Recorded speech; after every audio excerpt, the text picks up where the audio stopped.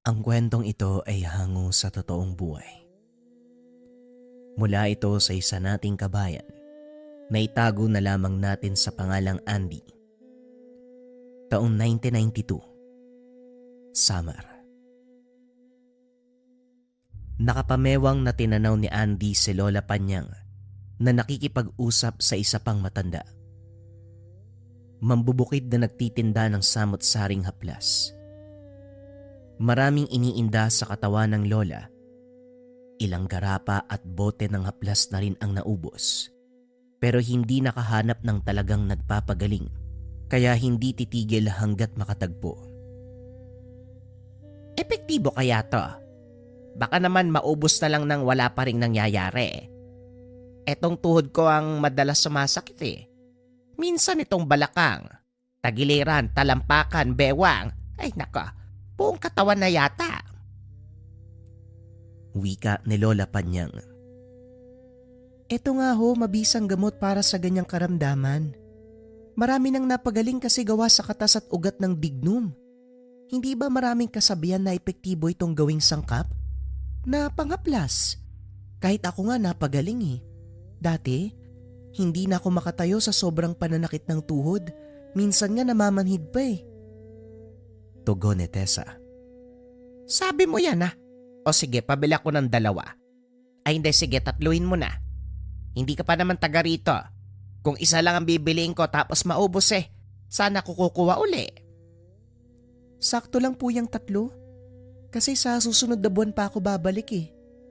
Alam niyo naman ho yung trabaho ko, mambubukid. Buwan ang bibilangin bago tawagin uli ng may-ari ng sakahan. Tapos, umaabot ako sa iba pang lugar.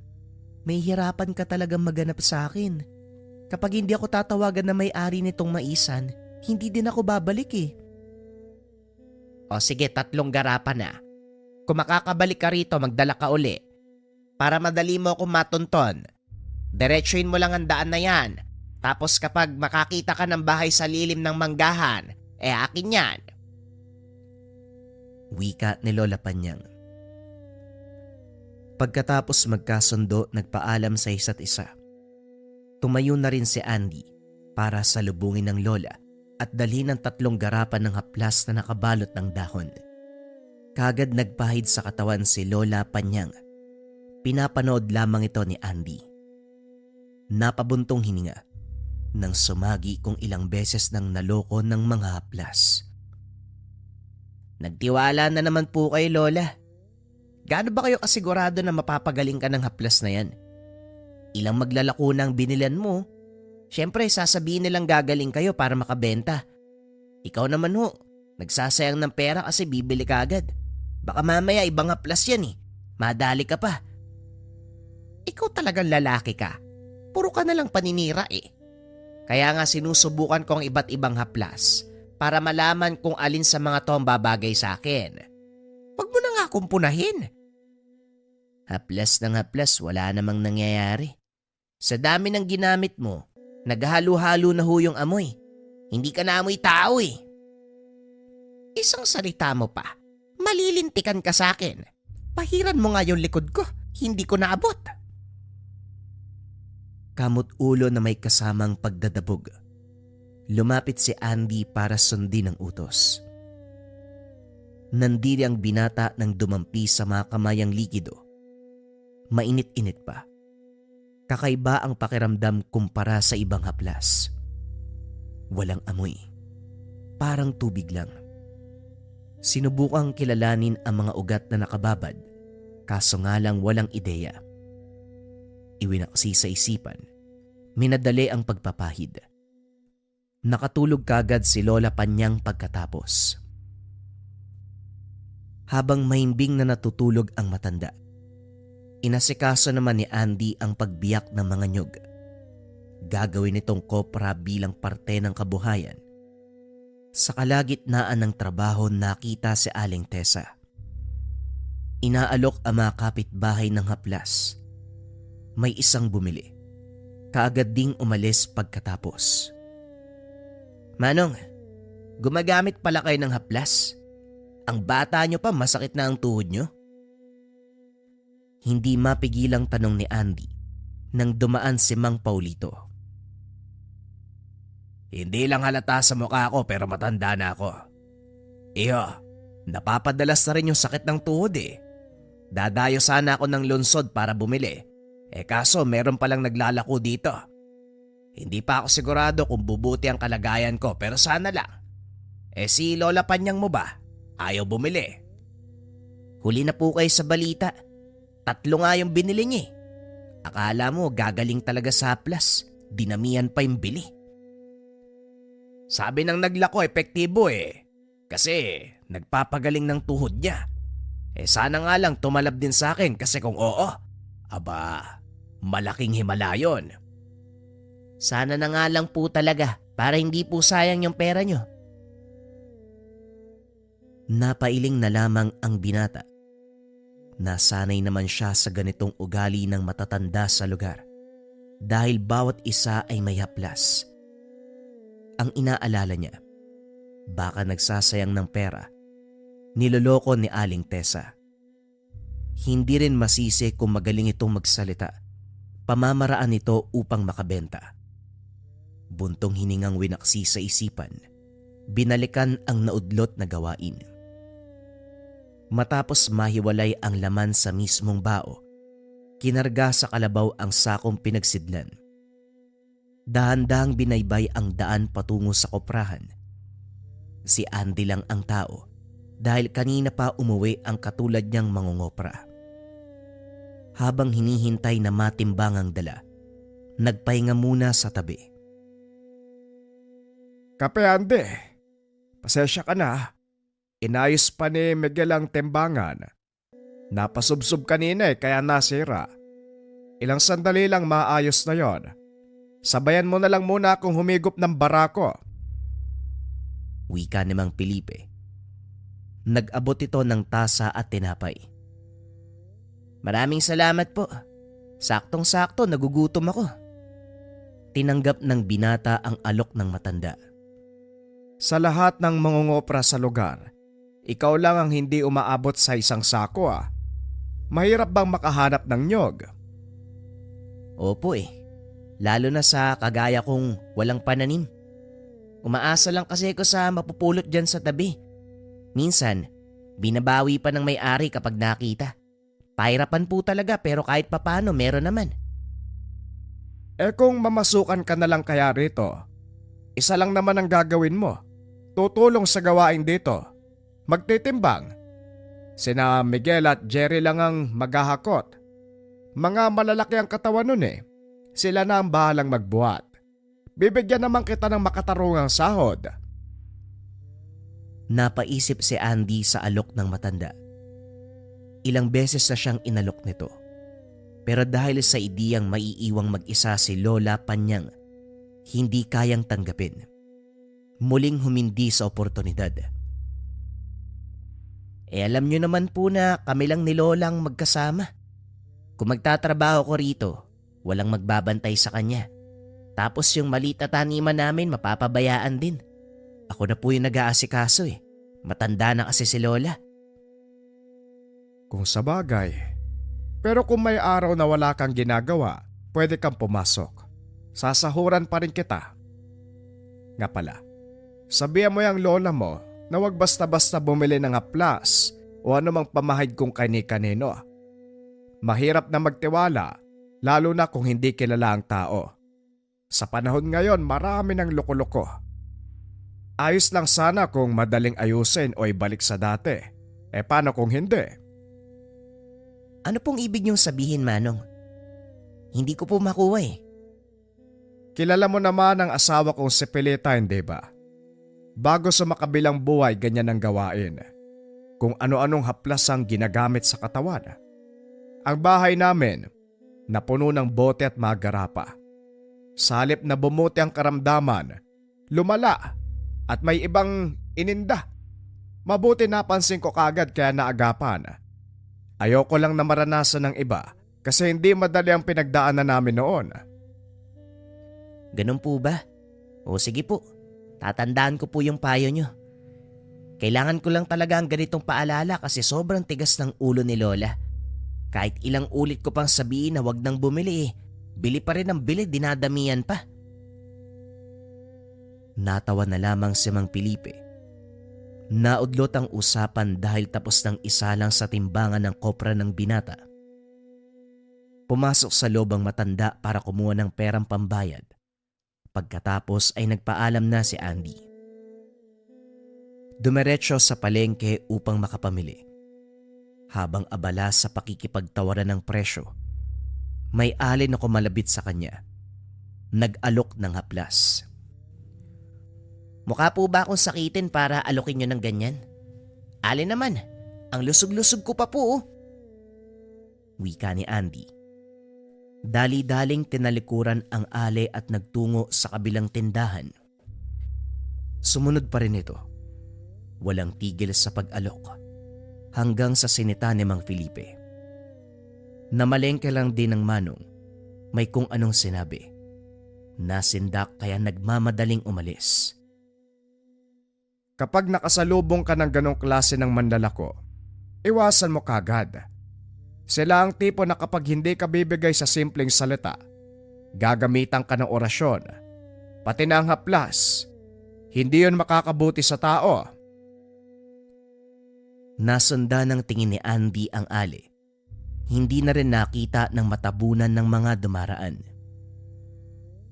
Kung hindi makakabuti sa tao, bakit sinasabing nagpapagaling ng karamdaman? Tama naman, nakakapagpagaling ng karamdaman. Pero sa kabilang banda, may masamang epekto. Epekto na hindi mo matatanggap kapag nagresulta na. O siya, mauna na ako. May sasadyain pa sa unahan, mag-iingat ka. Sa pag-alis ng Mang Felipe, lumakad na rin si Andy. Nakarating ng tahanan ng saktong dumilim. Naabutan si Lola Panyang, nagpapahid ng haplas sa binti. Hinayaan niya lang ito. Dumiretso siya sa kusina para maganda ng hapunan. Nakapagsaing na si Lola Panyang. Ulam na lamang ang lulutuin. Habang abala sa kusina, napansin na naman ng binata ang pagbukas ng garapa. Nagpahid uli sa katawan ng matanda. Nang hindi siya makatiis ay pasimpleng nagtanong. Lola, bakit oras-oras kayo magpahid? Mas mabuti po siguro, iligo nyo na lang yan para isahan lang. Kung ikaw kayang hampasin ko ng sandok, ikaw puro ka po na sa akin. Yang trabaho mong atupagin mo. Nagtatanong lang po ako, galit kayo kaagad eh. Ang init kaagad ng ulo. Itiko mo yung bibig mo, Andy. Isang salita mo pa, malalagot ka talaga. Napakunot ang noo ng binata. Kabisado niya ang ugali nito. Minsan lang nagagalit, kaso nga lang kakaiba ang tono ngayon. Yung bang galit kahit wala namang rason. Hinayaan na lang din para hindi na lumaki ang problema.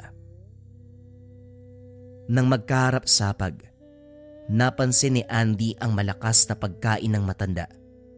Parang ginutom sa loob ng ilang taon. Pagkatapos, halos laklaki ng buong galon ng tubig. Hindi na rin siya makakain dahil inaagawan. Nanlaki ang mga mata. Pinagmasdan ang kahina-hinalang kilos ni Lola Panyang. Basta na lang din siya iniwan sa mesa ng mabusog. Grabe naman yun. Kailan pa naging patay gutom si Lola? Kung makasubo, akala mo gustong sumalang sa paligsahan. Ano kayang problema niya? Tanong ni Andy. Nang walang makakasagot. Nagligpit na lamang at saka binantayan ang galaw ni Lola Panyang. Ilang beses itong bumangon para lang magpahid ng haplas sa katawan. Tinawag pa siya para malagyan ng likuran. Walang reklamo ang binata. Walang imik na nagpahid ng likido sa katawan ng matanda. Pagkatapos naman ay natulog na ito. Nakaidlip si Andy. Hindi na malaya ng oras pero naalimpungatan ng mahinang halinghing. Yung bang ingay ng nagbabangga ang ngipin. Nakakakilabot pakinggan. Kaya naman sinuri kung saan galing. Nabungaran sa kabilang kwarto si Lola Panyang. Nakaupo sa higaan. Nakarap sa dingding. Hindi makita kung ano ang reaksyon ng muka dahil nakatalikod sa kanya. Subalit maririnig ang may hinang boses na masusundan ng pagbanggaan ng mga ngipin. Nagipon ng lakas bago lumapit. Dahan-dahang kinalabit ang matanda. Kagad napatras nang bumungad ang muka. Nanlilisik ang mga mata. Malademonyo ang ngiti. Magulo ang buhok. Kakilakilabot ang presensya. Gayunpaman minabuti ng binata na umastang biro lang ang lahat. Lola naman, kung kailan tumanda saka nananakot. Awat na po. Bumalik na po kayo sa pagtulog. Tumalikod si Andy. Lumingon ng matapat sa pintuan. Masama ang titig ni Lola Panyang sa kanya, pero binaliwala pa rin. Para sa binata, tinatakot lamang siya nito. Nakahinga ng makalipas ang ilang sandali dahil nahiga muli ang matanda. Bumalik sa pagtulog. Kinaumagahan dumiretso sa taniman si Andy pagkatapos mag-agahan. Makaraan ang ilang oras sumunod si Lola Panyang. Pinagmasdan ng binata. Magaan ang presensya. Bumabati sa bawat taong nakakasalubong. Ibinaba ang dala na naglalaman ng merienda. Lumapit sa kanya para pumalit sa pagtatabas ng damo. Apo, ako na riyan. Magmerienda ka muna. Huwag mong painitan sa araw ang nilagang kamote. Nag-iiba ang lasa. May kanin at ulam kung gusto mong mabusog. Walang imik na sumunod si Andy. Tumabi sa lilim ng sagingan. Pinagkaabalahan ng dala ni Lola Panyang. Habang kumakain, pinagbasdang mabuti ang matanda. Kalmado, mahinahon, katulad ng nakasanayang lola. Napailing na lang ng sumagi sa isipan ang nangyari kagabi. Nang mabusog na bumalik sa gawain, pasimpleng nagtanong. La, wala ka bang matandaan kagabi? May nangyari po kasi na hindi inaasahan. Ano ba ang nangyari? Alam mong tulog mantika ako tapos magtatanong ka ng ganyan. Natigil sa pagbunot ng damo si Andy nang marinig ang sinabi nito. Diretsyong napatingin sa mga mata ng matanda. Wala siyang mababakas na pagsisinungaling kaya nagdududa na. Talaga po bang wala kayong alam? Kasi hindi bale na nga po. Tumalikod sa gawi ng matanda. Napabuntong hininga habang naiisip ang kaganapan. Sigurado siya sa nakita. At kahit nakakatakot, pilit binaliwala sa mga sandaling iyon. Kaso nga lang, nagbumukhang siya ang may diferensya dahil sa sagot ni Lola Panyang. Lumipas ang mga oras kanya-kanya sa pag-uwi ang mga kasamang magsasaka na nagtatrabaho sa maliit na taniman. Kabilang dito si Lola Panyang na naunang umuwi. Dahil si Andy may sasadyain pang bunga sa dulo. Habang tinataga ang puno, nabungaran sa unahan si Aling Tessa. Wala itong dala pero nakakapagtaka ang kilos. Kinukumpas sa mga kamay sa hangin habang pabigla-biglang nagsasalita. Kung minsan pa'y sumisigaw na parang nababaliw, dali-daling nagtago ng tumingin ito. Dahan-dahang naglakad palayo si Aling Tessa. Pahinto-hinto dahil sisigaw. Bigla ring sasabunutan ng sarili. Halatang nawawala na sa wisyo. Napalanok si Andy. Biglang sumagi sa isip na baka sasapitin din ni Lola Panyang ang nangyari dito. Kaya naman nagmamadaling umuwi. Naabutan ang matanda na naglalaba. Tahimik na pinagmamasdan. Nakainga dahil normal lang ang kilos nito. Nabato siya ng palo-palo. Baliw ka ba? Baka gusto mong idikit na lang ang mukha mo dito sa labahan. Kung makatingin ka, ano ba nangyari? May problema ba? Kung makabato naman si Lola, wala. Nakita ko kasi si Aling Tessa doon malapit sa gubat nagwawala parang baliw eh. Naisip ko na baka ganun din ang mangyari sa inyo. Bumili ka pa naman ng haplas sa kanya. Kunot noong napatitig sa kanya ang matanda. Baka may diferensya lang talaga sa utak yon. Hoy, kung makapagsabi ka namang nababaliw ako katulad niya, parang hindi mo ko lola. Itong batang to, kung ano-ano ang pumapasok sa isipan, ang mabuti pa mag-igib ka ng tubig. Babanlawan ko to magamit. Sumunod naman si Andy. Pero sa pagkakataong ito, hindi maiwasang kabahan. Natatakot ang binata para sa kanyang lola. Gayunpaman, sinubukang iwaksi. Pagsapit ng gabi, muli na namang nagpahid ng hapla sa katawan si Lola Panyang. Gulat na nakatitig sa garapa si Andy dahil wala nang laman ng tatlo. Kamot-ulong bumaling sa matanda para sana'y magtanong. Lola, grabe ka naman gumamit ng haplas. Ilang araw pa lang po pero naubos yun na kagad. Iniinom niyo po ba yan? Dito na rin napansin ng binata ang balat ni Lola Panyang. Madulas na parang nagmamantika. Hindi na rin maunawaan ang amoy. May pagkakataon na normal. May oras na matindi ang samyo. Kung minsan pa'y mabigat ang presensya. Napapadalas na rin ang biglang paggising sa gabi. Maririnig na lamang na nagsasalitang mag-isa.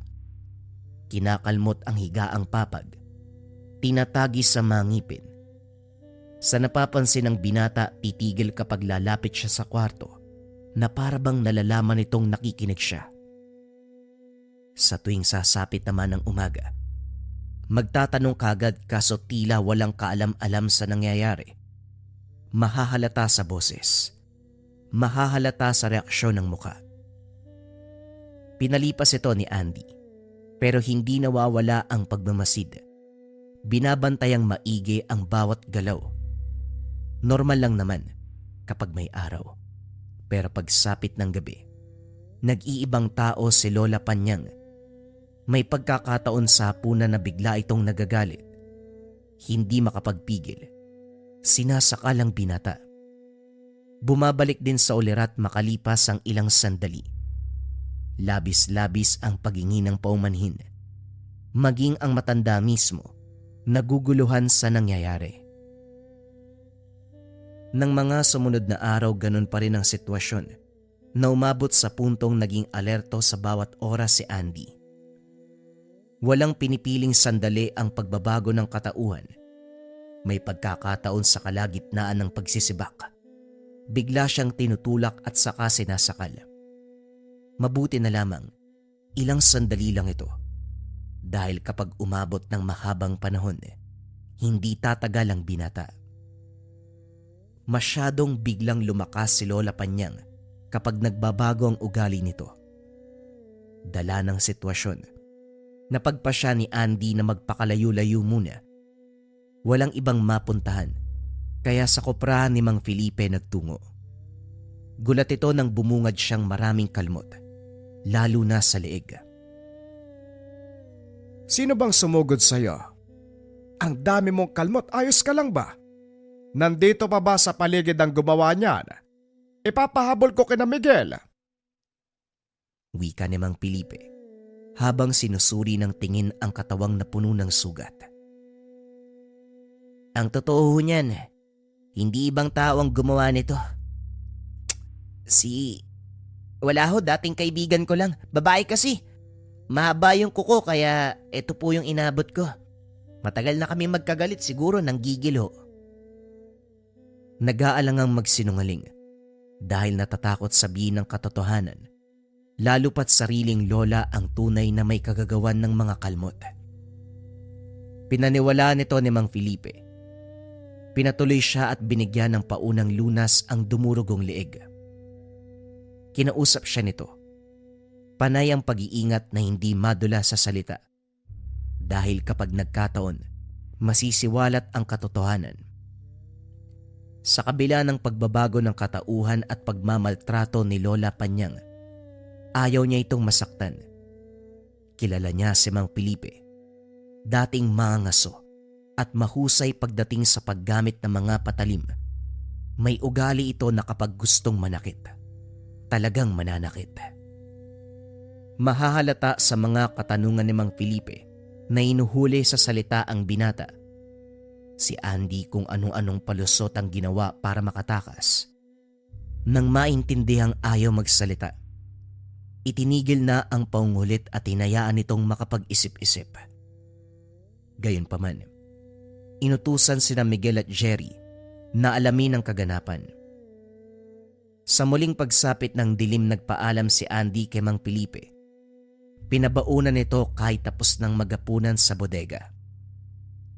Pagdating sa bakuran ng tahanan, nagdadalawang isip na pumasok. Sa ideya pa lamang, posible siyang sugurin ni Lola Panyang.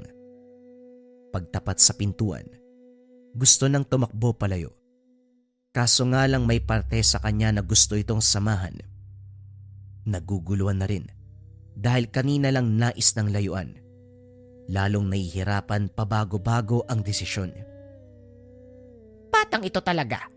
Kanina pa ako naghahanap sa'yo. Saan ka ba nagpunta? Anong oras na? Ngayon pa lang nagpakita. Nagugutom na ako. Nakapagsaing na pero wala pang ulam. Ano ba yung dala mo? Kung pagkain yan, halika na sa kusina. Pumasok si Andy. Inayos sa plato ang dalang ulam. Magsasandok na sana ng kanin, pero bumungad ang bigas na nasa loob ng kaldero. Lalong tumigas ang butil dahil isinalang sapoy. Bumaling ang binata kay Lola Panyang. Sinusubo na nito ang dala niyang ulam. Ano? Ano bang tinitingin mo? Magsandok ka na. Ako na nga lang, eto talaga. Nagsandok. Pinuno ang bandehado. Pagkatapos ay walang tigil na isinubo ang bigas. Inaya pa siya nito pero dahil hindi kumilos, sarili na lamang ang inatupag. Tahimik si Andy na nanonood. Hindi niya alam kung ito ba ang Lola Panyang na maayos ang katinoan. Lalo siyang nagtaka nang pasimpleng pinahid ang mga kamay sa halip na maghugas gamit ang tubig. Hindi rin ito uminom. Magtubig po kayo. Uminom kayo. Maalat pa naman ang timpla ni Mang Felipe. Baka magkasakit po kayo. Wag ba kong alokin ng tubig? Ayoko niyan. Para ko mamamatay kapag nakakainom o kahit nakakahawak.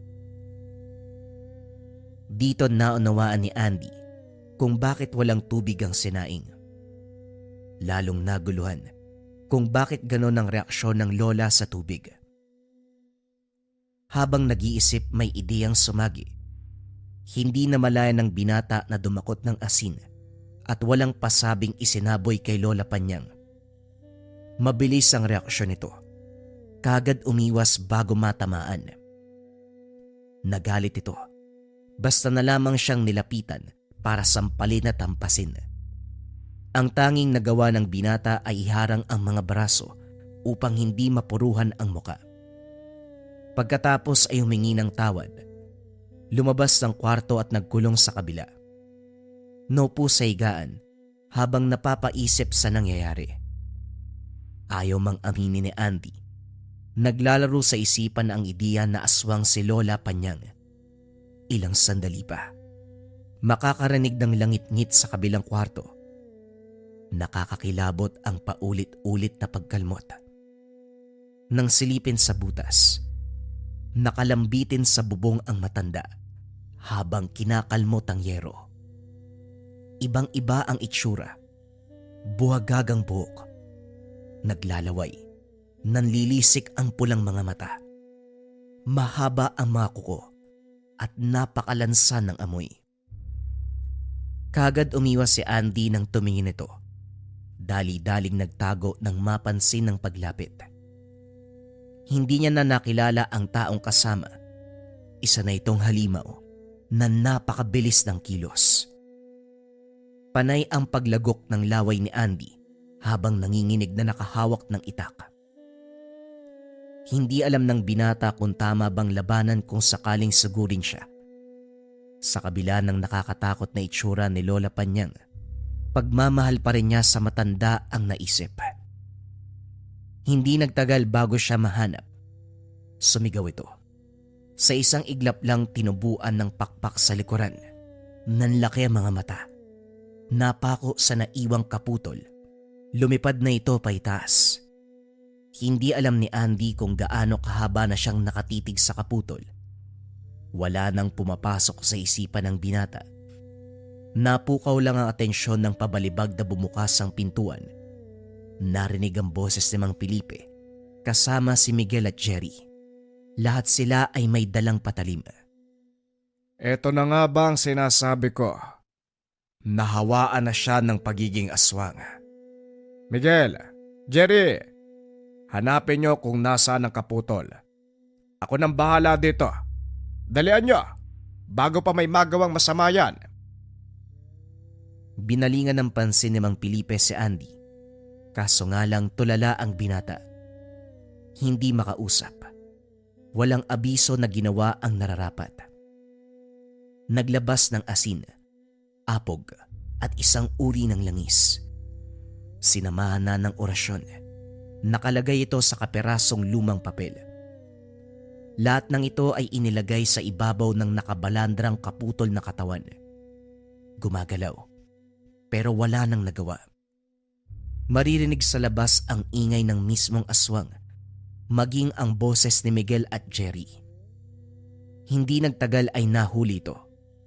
Nanlaban pa ng una, pero nang sindihan ni Mang Felipe ang papel na may orasyon, hindi na magkamayaw ang manananggal. Nawala sa wisyo. Lumipad pero bumulusok hanggang sa bumalik sa kaputol. Sa pagkakataong ito, dahan-dahan ang pinapatay ang kalooban. Tumagal lang ng ilang minuto ang pagdurusa, kasabay ng pag-apula ng apoy sa sinindihang papel ay siya ring pagbagsak ng katawan. Bumalik sa anyong tao si Lola Panyang, subalit mukha ng aswang pa rin ang makikita. Nangingisay habang nakatitig sa apong si Andy, pero ang binata, tanging pagluha na lamang ang nagawa. Hindi rin kayang lumapit o sumulyap man lang hanggang sa tuluyang binawian ng buhay. Walang imik si Andy. Walang imik sa buong burol. Kahit sa oras ng paglibing, tulala ang binata. Tanging si Mang Felipe ang umaasikaso sa lahat. Ilang linggo pa ang lumipas bago nahimasmasan sa mga kaganapan si Andy. Bumalik na sa dating bahay ang binata. May isang pinangako sa sarili. Hahanapin si Aling Tessa para pagbayarin sa ginawa kay Lola Panyang. Sa dami din ng nakabili sa lugar, si Lola Panyang lamang ang nawaan. Nang suriin ni Mang Felipe ang bote ng ibang bumili. Natural ang laman. Walang halong kahit ano ng kasamaan. Yung nabili ng lola niya, ang tanging garapa na nagkakarga ng sumpa ng aswang at pagpapasa ng lahi. Kaso nga lang kahit anong hanap ay hindi na magilap ang naglalako. Kahit yung may-ari ng bukeri na sinasaka, wala nang alam. Nakilala lang nila ang Ale bilang manglalako ng haplas at mangbubukid. Wala silang ideya na ginagamit ng Ale ang langis upang ipasa ang lahi ng aswang.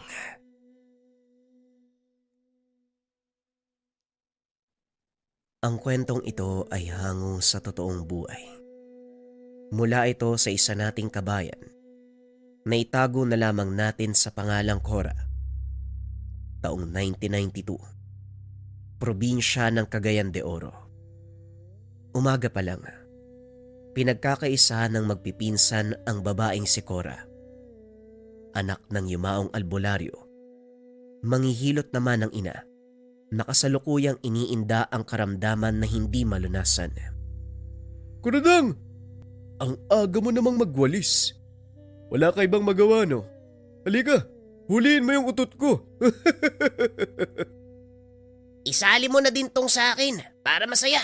Dalian mo! Nagbuntong hininga si Cora. Hindi gustong patulan ang dalawa dahil siya naman ang huhusgahan ng lahat. Walang ibang binabantayan ang mga kapitbahay kung hindi sila ng kanyang ina. Nadawit dati ang ama sa naganap na patayan sa kabilang sityo. Ang totoo, napadaan lamang ito pero napagbintangan. Maaga pa mga bansot. Huwag niyo akong simulan kung ayaw niyong umuwi ng umiiyak. Ano uli yung sinabi mo? Uwi kaming umiiyak. Ikaw lang naman tong humagulgol nung nakaraan eh. Akala mo baboy na ginigilitan. Ang pangit mong umiyak. Matanda ka na pero iyakin ka pa rin. Ganyan siguro no kapag anak ng mamamatay tao. Sa tuwing makakapatay ang tatay mo dati, ikaw yata yung tagaiyak eh. Nasagad ang pasensya ni Cora nang banggitin ang kanyang ama. Hindi napigilan ang sarili. Sinapak ang dalawa. Hindi sila makapaniwala habang sapo ang dugo ang ilong. Isa pang salita tungkol sa tatay ko. Hindi lang yan ang aabutin niyo sa akin. Umalis na kayo kung ayaw niyong madagdagan ng pinsala sa katawan niyo. Walang iya ka, babae ka. May araw ka din. Nagunahan sila ng pinsan sa pagtakbo. Pinagtinginan si Cora ng mga kapitbahay. Nagbulong-bulungan ang mga ito pero hindi niya pinansin.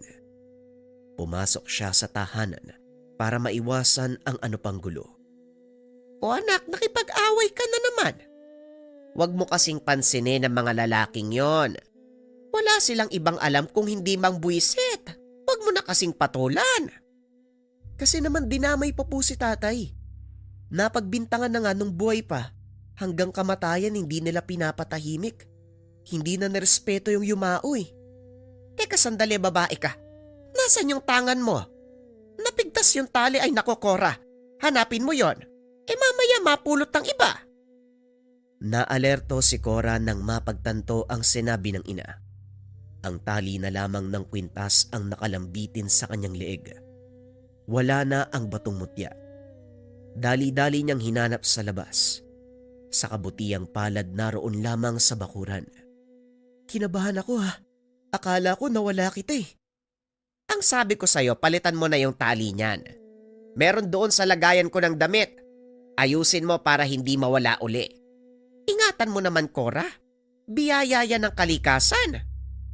Alam ko naman po yun, nanay. Aksidente lang po. Napasaba kasi ko dun sa magpinsan eh. Napigtas siguro nung sinapak ko yung muka eh. Nagpaalam siya sa ina para asikasuhin ng tali. Ang batong hawak ay tinatawag na batong lutang. Natagpuan doon sa ilog. Inakalang ordinaryo pero nang matuklasan ang kakaibang kakayahan. Ito ang nagsisilbing sandata upang talunin ang masasamang nilalang na napapadpad sa kanilang sityo. Inilihim ito ni Cora sa mga magulang pero kalaunan ay nagtapat. Ang yumaong ama ang nagturo ng pamamaraan sa pakikipaglaban ng pisikalan. Natutunan niya ang lahat sa maiksing panahon. Pagkatapos humarap na sa mga aswang. Cora, pupunta muna ako ng tindahan na. Wala pa tayong bigas. Tapusin mo ang winawalis sa labasan, nililipad ng hangin ng mga dahon. Nagmamadaling lumabas si Cora upang tapusin ang naiwang gawain. Makalipas ang ilang sandali. Narinig ang usapan ng mga kapitbahay tungkol sa aswangan na naganap nung nakaraang araw. Ang lala ng sinapit ni kumaring nila, ano? Akalain mo sa ganung paraan lang siya mamamatay. Kung alam ko lang sana ng gabing yun nasasalakay ng aswang yung matanda. Ay nako, sana sinabihan ko yung anak para makauwi at mabantayan. May sakit na nga yung matanda. Nabiktima pa ng aswang. Lapastangan talaga yung halimaw na yon. Pinabi mo pa, pero wala mo bang nasa paligid lang aswang? Yan ang balitang naratnan ko doon sa kabilang sityo. Ang sabi pa ni kumparing Iyok, babae daw yung halimaw eh. Pagala-gala. Diyos ko, ano ba naman tong panahon natin oh? Naglipa na ang kaluluwa ng masasama. Sus maniusip. Napaisip si Cora sa sinabi nilang babaeng aswang. Sa katunayan nakarating na sa kanya ang usapin dito nung nakaraang araw. May kalayuan ang kabilang sityo, kaya hindi naabot ng tangan ang presensya ng nilalang. Pinagsabihan ko na nga yung mga anak ko eh. Hindi na pwedeng gumala kasi baka mabalitaan na lang nating biktima na pala. Diyos ko, kinikilabutan ako. Sinabi na natin yung insidente sa mga pulis. Pero alam naman natin na hindi maniniwala ang mga yun sa aswang-aswang. Kaya wala ring silbi. Tinapos nga kaagad ang investigasyon eh. Ganyan naman sila eh. Palagi nagmamadali. Napabuntong hininga si Cora habang nakikinig. Pagdating ng ina, yun din ang dalang balita. Anak, narinig ko ang usapan doon. Babae ang pinaghihinalaan nilang aswang.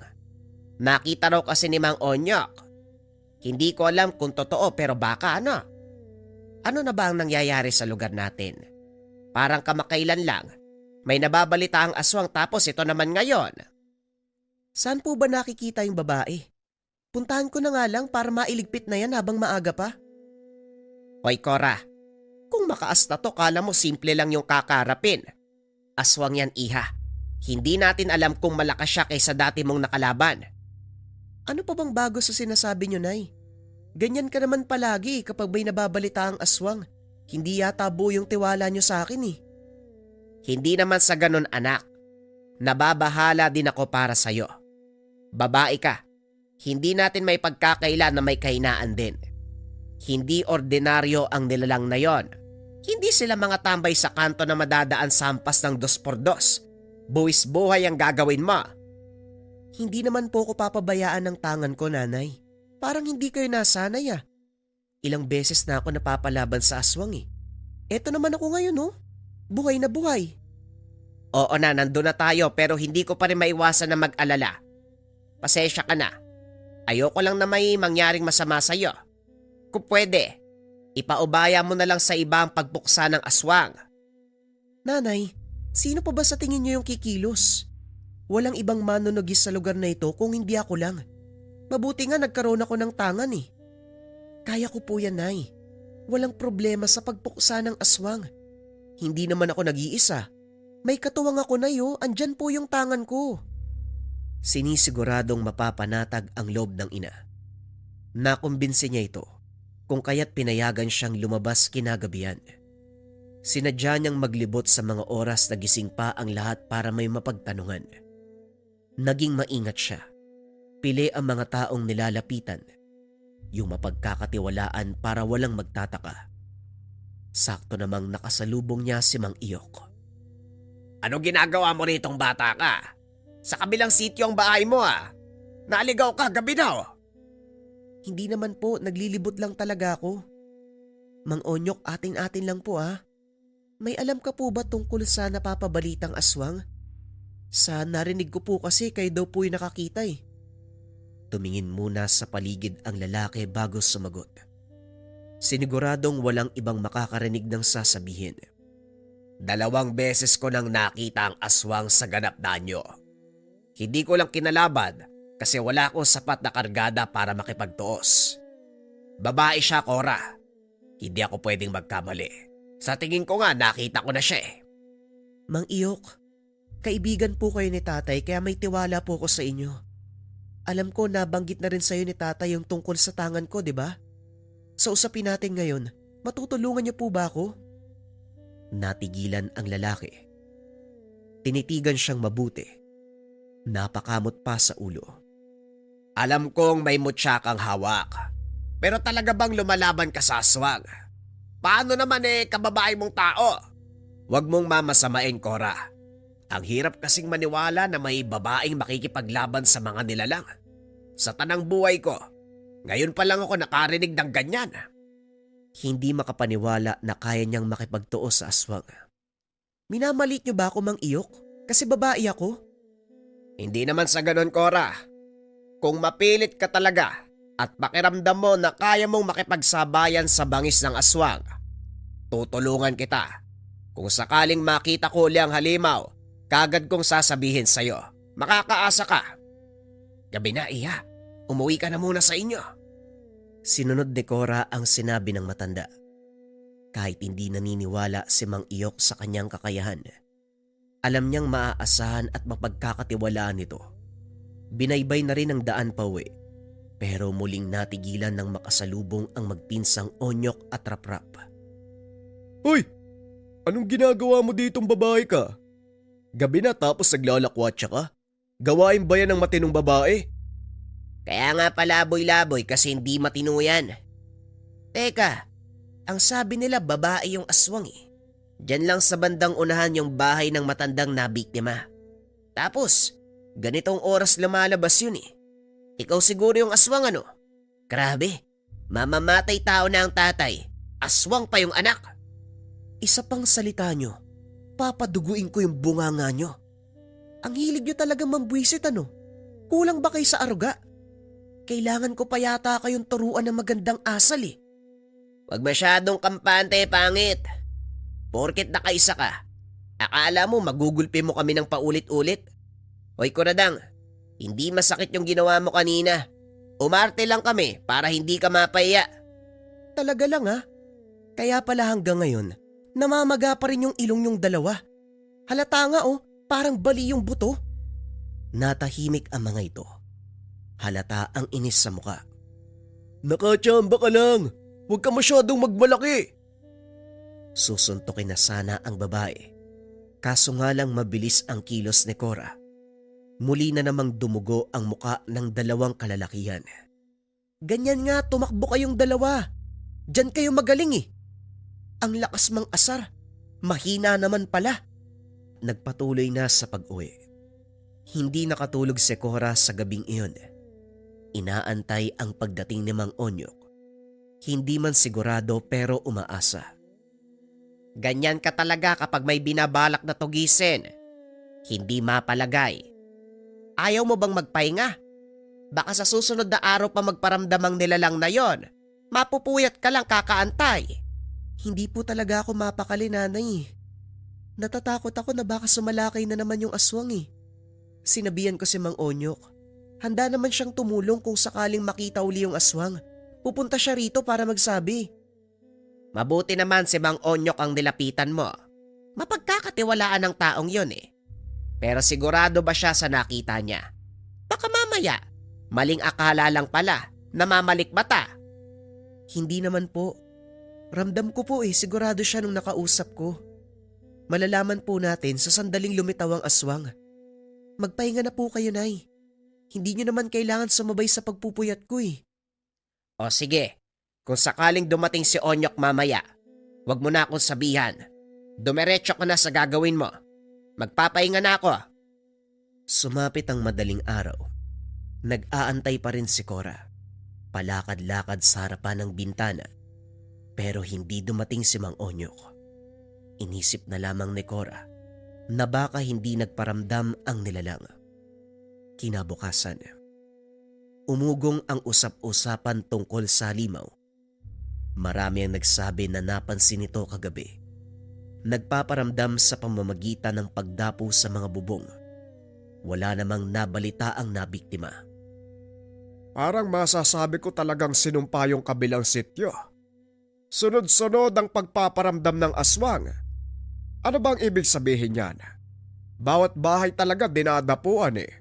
Naghahanap siguro ng mabibiktima. Mabuti na lang kamo, hindi na nasundan yung pagkamatay ng yumao mong kumari. Diyos ko, lilipat na lang siguro muna ako ng bahay, babalik na lang ako pagpayapa na. Kabilang sityo ang ginagambala. Malay mo, sa susunod na gabi nandito na yun, nakakatakot. Eh kami din parang lilipat din muna.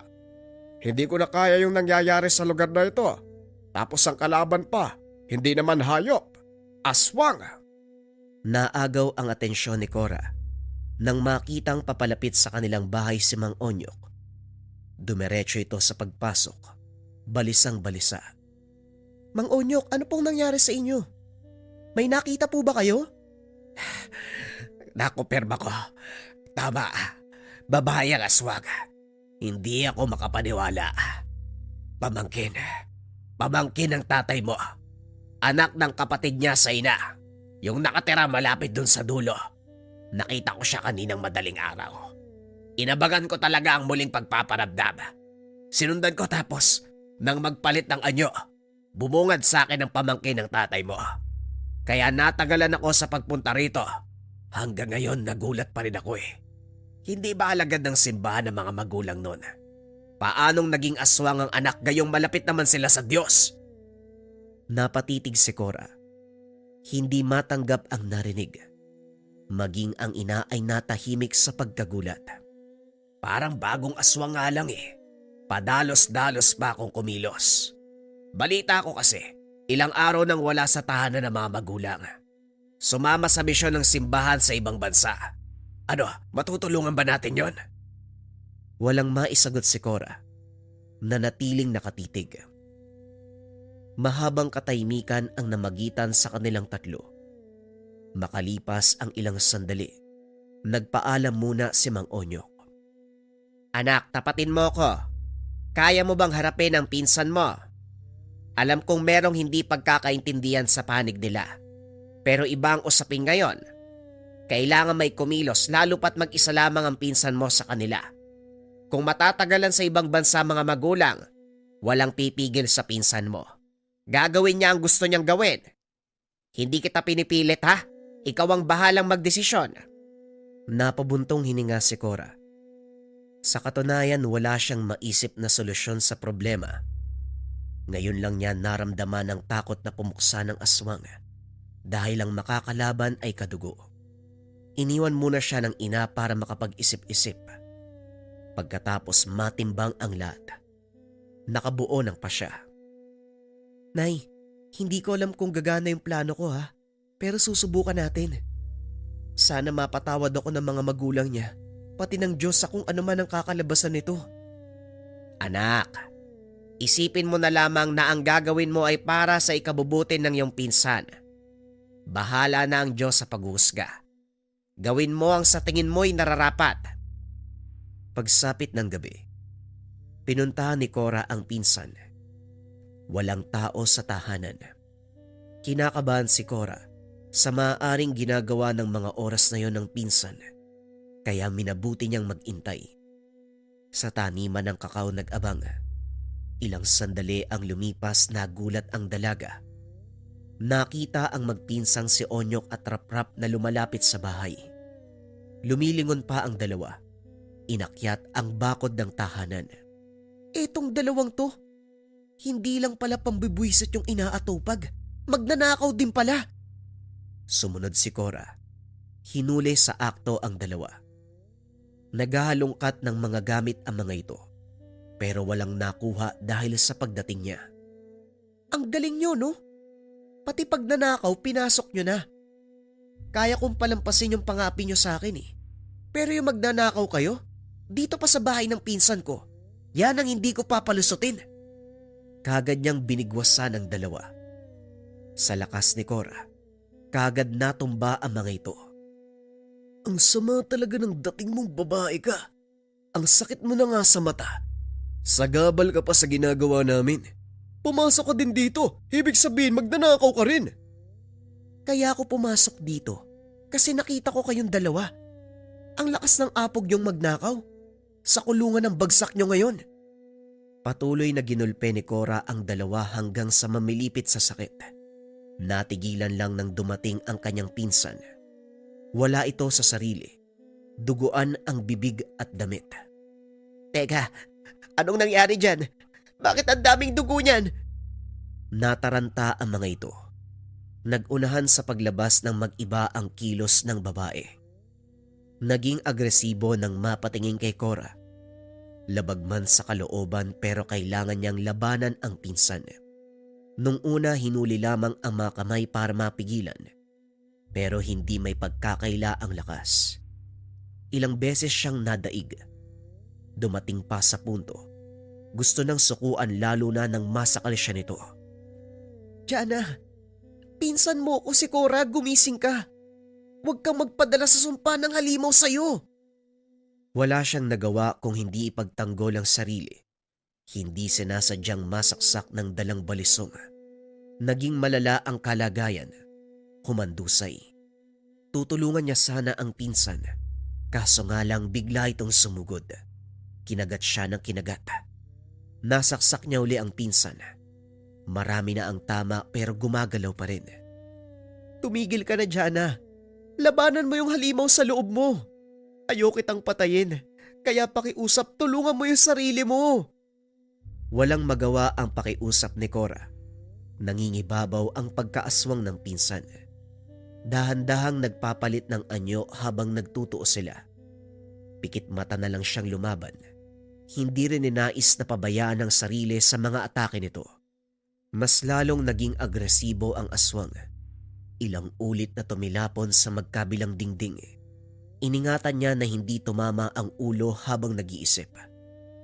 Nang makatsyempo, nadampot muli ang balisong. Dito siya bumawing mabuti. Buong puwersang sinaksak ang dibdib ng nilalang. Sinigurado niyang mapupuruan ng puso upang matapos na ang laban. Makalipas ang ilang sandali, bumagsak na ang katawan ng kanyang pinsan. Wala na itong buhay. Hindi siya makatingin. Nanginginig ng mapagtanto ang ginawa. Anong ginawa mo? Pinatay mo yung pinsan mong aswang! Napalingon si Cora nang marinig ang boses ng lalaki. Bumalik ang mga ito kasama si Mang Iyok.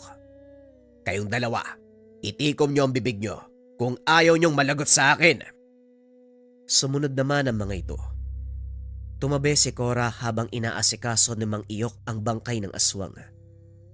Binalot ng mabuti gamit ang makapal na telang nakita sa loob ng tahanan. Sinigurado nila na walang ibang makakaalam sa nangyari. Nabahala ako sa kakaisip. Alam kong kumilos ka na eh. Saktong nakasalubong ko yung dalawang yan. Huwag kang mag-alala. Hindi magsasalita ang dalawa, ako ang bahala. Ikaw ba, anong gagawin natin sa bangkay? Hindi ko po alam, Mang Iyok. Tama po ba yung ginawa ko? Cora, walang mali sa ginawa mo. Mas mainam yan. Matitigilan na ang kasamaan. Maaaring magalit ang mga magulang nito. Pero ano pa nga ba magagawa? Nangyari na ang dapat mangyari. Ilang sandali pa dumating si Nanay Melda.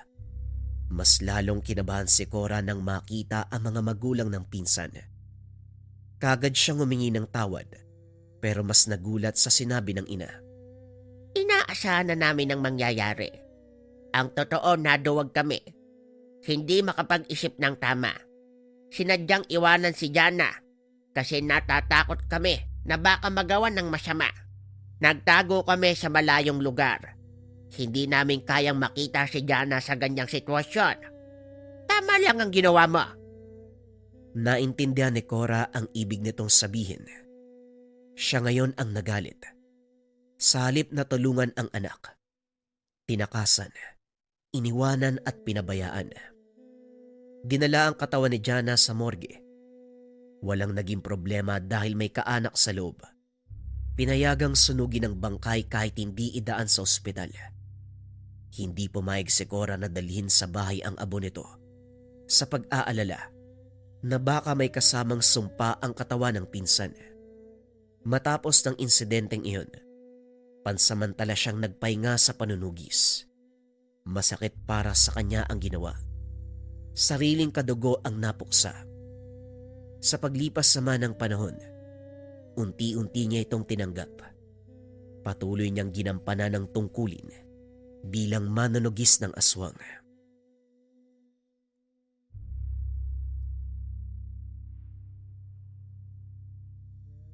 Ang kwentong ito ay hangong sa totoong buhay. Mula ito sa isa nating kabayan na itago na lamang natin sa pangalang Tiago. Walang eksaktong taon, probinsya ng Negros. Kilala ang bulkan ng Canlaon bilang isa sa pinakamaganda at pinakaaktibong bulkan sa bansa. Kamakailan lang ay sumabog ito, na naging sanhi ng pagkawala ng ilang buhay at mga ari-arian. Dahil sa sakuna, muling nabalot ng takot ang mga karatig bayan at mga mamamayang nakatira dito.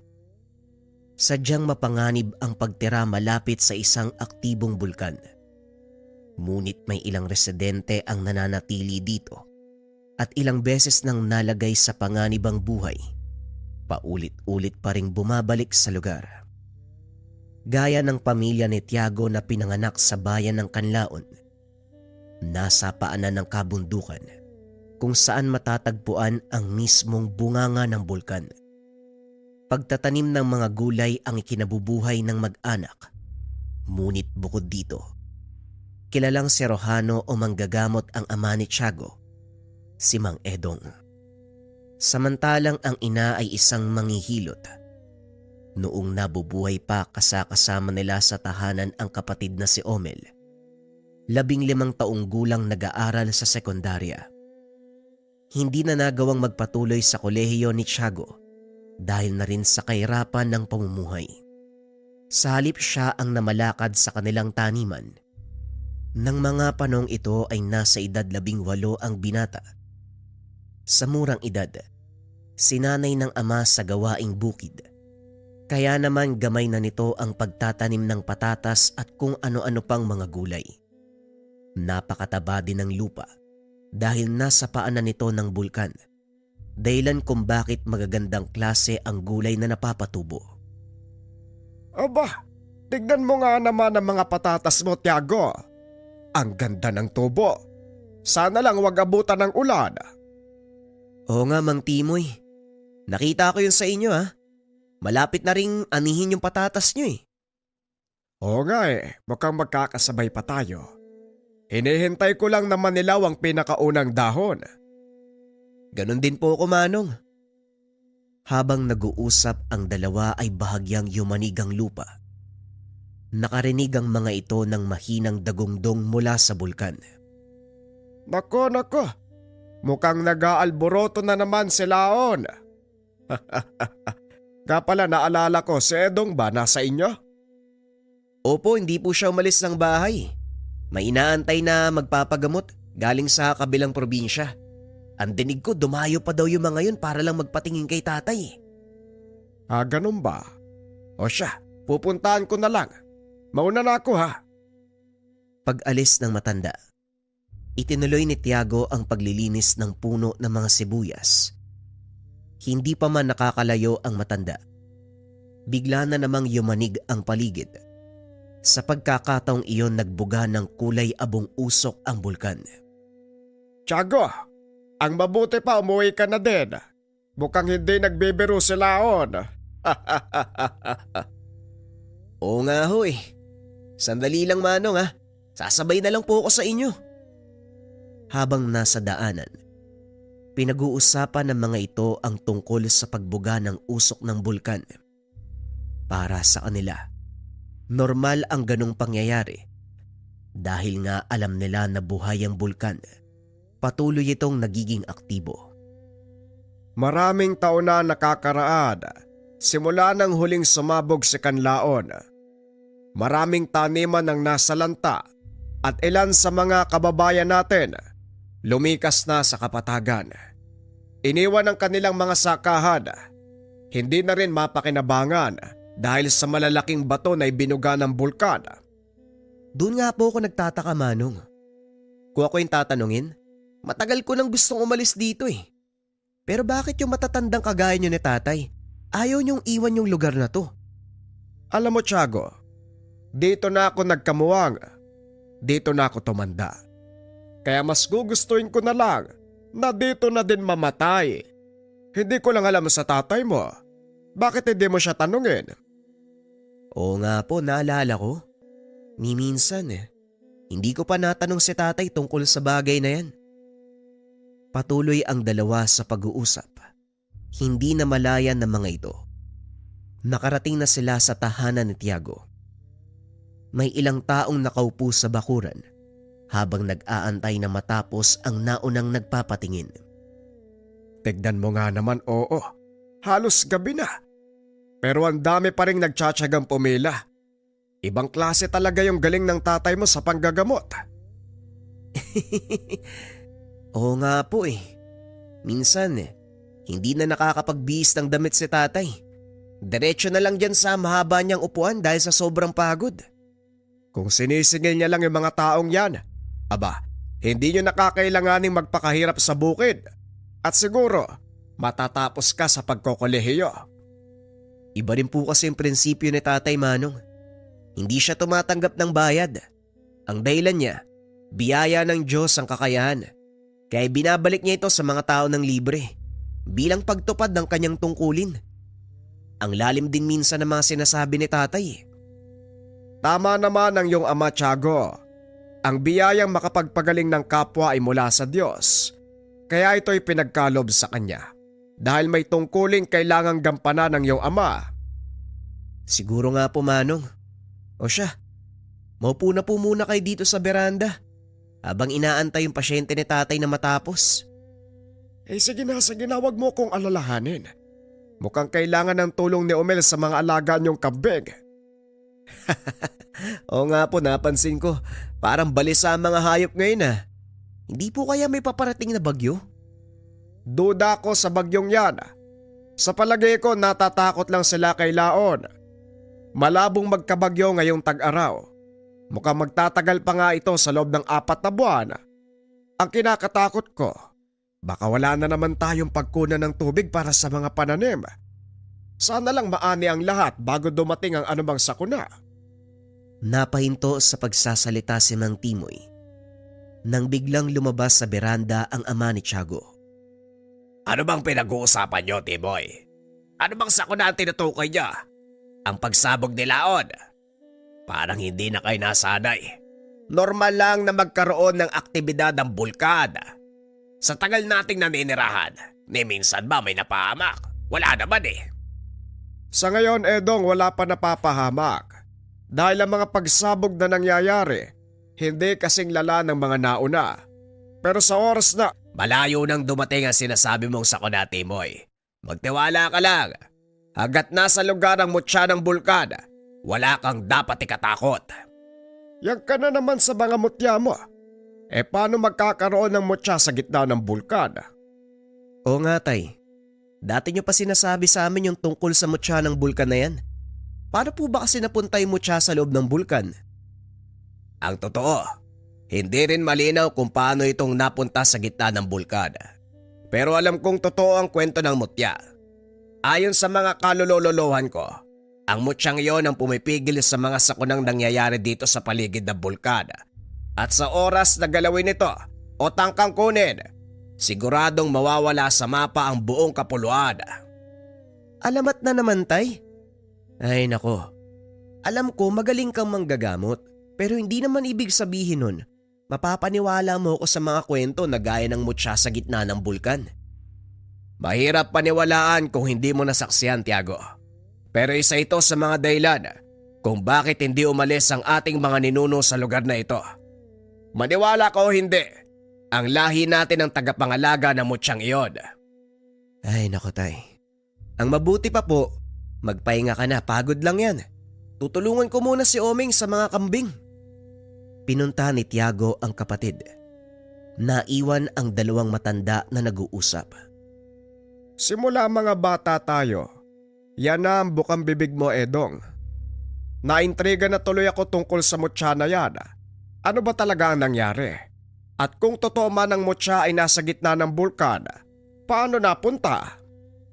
Isang diwata ang nag-alay ng sariling buhay upang payapain ang galit na bathala ng bulkan.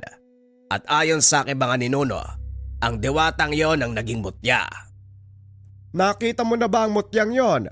Bakit parang siguradong sigurado ka tungkol sa kwento mo? Hindi lang basta kwento ang tungkol sa mutya. Dahil nakita ko na ito.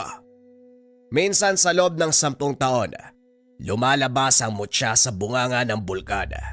Nag-iikot sa paligid, naghahanap ng taong mangangalaga sa kanya. Hindi ba sa oras na kunin ang mutya, mag-aalboroto uli ang bulkan?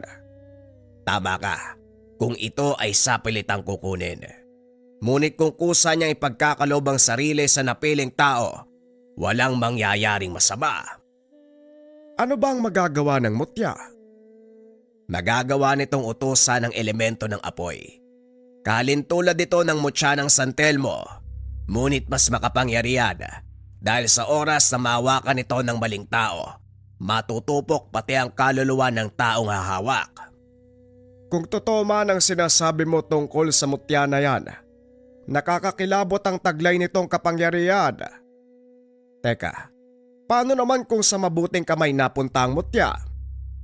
Nagbibigay ito ng proteksyon at kakayahan sa taong pinili na gamitin ang elemento ng apoy. Kapalit nun, magiging tagapangalaga ng buong kapaligiran ng taong napili.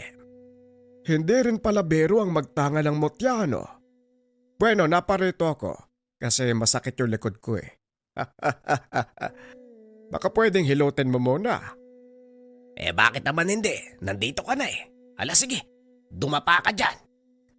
Makikita ang dalawang matanda sa kinaroroonan ni Tiago at ng kapatid nito. Manong, napapansin ko lang napapadalas yung pagpunta ni Mang Timoy dito Ano bang pinag-uusapan ng mga yan? Di mga usaping pang matanda, Omel. Kaya mo sila, buti nga yan eh. Hindi niya na niyayaya lumabas si tatay ng ganitong oras. Nagtataka lang din kasi ko. Ewan ko lang kung napapansin mo Pero sa tuwing nagpupunta si Mang Timoy dito, ilang araw lang ang lilipas, may mangyayaring hindi maganda. Uy, yung bunganga mo. Mamaya marinig ka ng matanda eh. Baka isipin nun sinasabi mong malas siya. Pasensya na, Manong. Pero hindi nga, yun kasi talaga yung napapansin ko. Nung nakaraang buwan, hindi ba? Pumunta siya dito. Tapos 2 araw lang ang nakalipas, may dumating na bagyo. Nagkataon lang siguro. At saka bago pa pumunta dito si Mang Timoy, masama na ang panahon Ikaw, huwag ka nga mag-isip ng masama sa mga matatanda. Pasensya na, hindi na mauulit, Manong. Tapos na pala ako magpakain ng mga baboy. Doon naman tayo sa kulungan ng mga kambing. Kanina patakbo ng takbo yung mga yun eh. Napapansin ko nga eh. Bakit kaya balisa ang mga yan? Baka dahil sa lindol kanina. Tapos sumusok pa silaon. Kahit ako kinakabahan eh. Matagal nang nangyayari ang ganyan, Omel. Hindi naman nababalisa ng gusto mga alaga natin. Iba yung reaksyon nila ngayon eh. Parang may kinakatakutan. Hayaan mo na. Baka nagulat lang sila kanina. Tara, tulungan mo na lang ako ipasok sila sa kubo. Habang nagtatrabaho ang magkapatid, muli na namang narinig ni Tiago ang ugong mula sa bulkan. Tinanong nito ang kapatid. Laking gulat ng binata dahil wala itong narinig. Omel, narinig mo? Ang alin, Manong? Parang umuungol yung bulkan Baka tiyan mo lang yan. Bilisan mo na, Manong. Nagugutom na din ako eh. Puro ka namang kalokohan. Kanina habang nasa taniman ako, narinig ko rin eh. Parang umuungol na aso yung tunog. Sigurado ako nasa bunganga ng bulkan na yun nanggagaling eh. Wala talaga ako naririnig, Manong, kung ano yun. Siguro nga mula sa bulkan. Ay nako, pero baka imahinasyon ko lang. Halika na, itali mo na yung pintuan para hindi makalabas yung mga kambing. Binaliwala ni Tiago ang mga narinig sa pag-aakalang wala lang ito. Pumasok sa tahanan ang magkapatid at kumain ng hapunan. Wala namang gagawin ng gabing iyon, kaya naisipan ni Tiago na matulog ng maaga. Dahil madaling araw pa lang ay babangon na ito para magtrabaho sa bukid. Habang nakaiga, napansin ng binata ang biglaang pagtahimik ng kapaligiran. Nawala ang huni na mga kulisap, maging ang mahinang kaluskos ng dahon ng mga puno. Huminto sa paggalaw. Nakaramdam ng pagtawag ng kalikasan si Tiago, kaya naman lumabas ito ng tahanan upang makapagbawas. Kaso nga lang hindi pa man ito nangangalahati sa ginagawa. Napatingin ang binata sa kalangitan, partikular sa bandang bunganga ng bulkan. Nakita ang maliit na liwanag na tila lumilipad palabas dito. Pinagmasdang mabuti ni Tiago ang andap-andap na ilaw para masigurado kung ano ito. Nanlaki ang mga mata ng binata dahil nang bumaba ito sa talahiban, biglang nagningas ang paligid. Lumikha ng malaking sunog sa bandang paanan ng bulkan.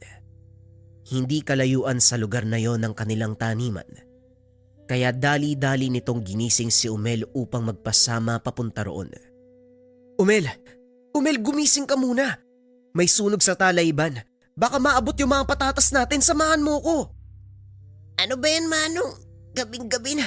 Paano naman ako Hindi na ituloy ni Umel ang sasabihin. Nakita nitong nagliliwanag na ang paligid ng paanan ng bulkan.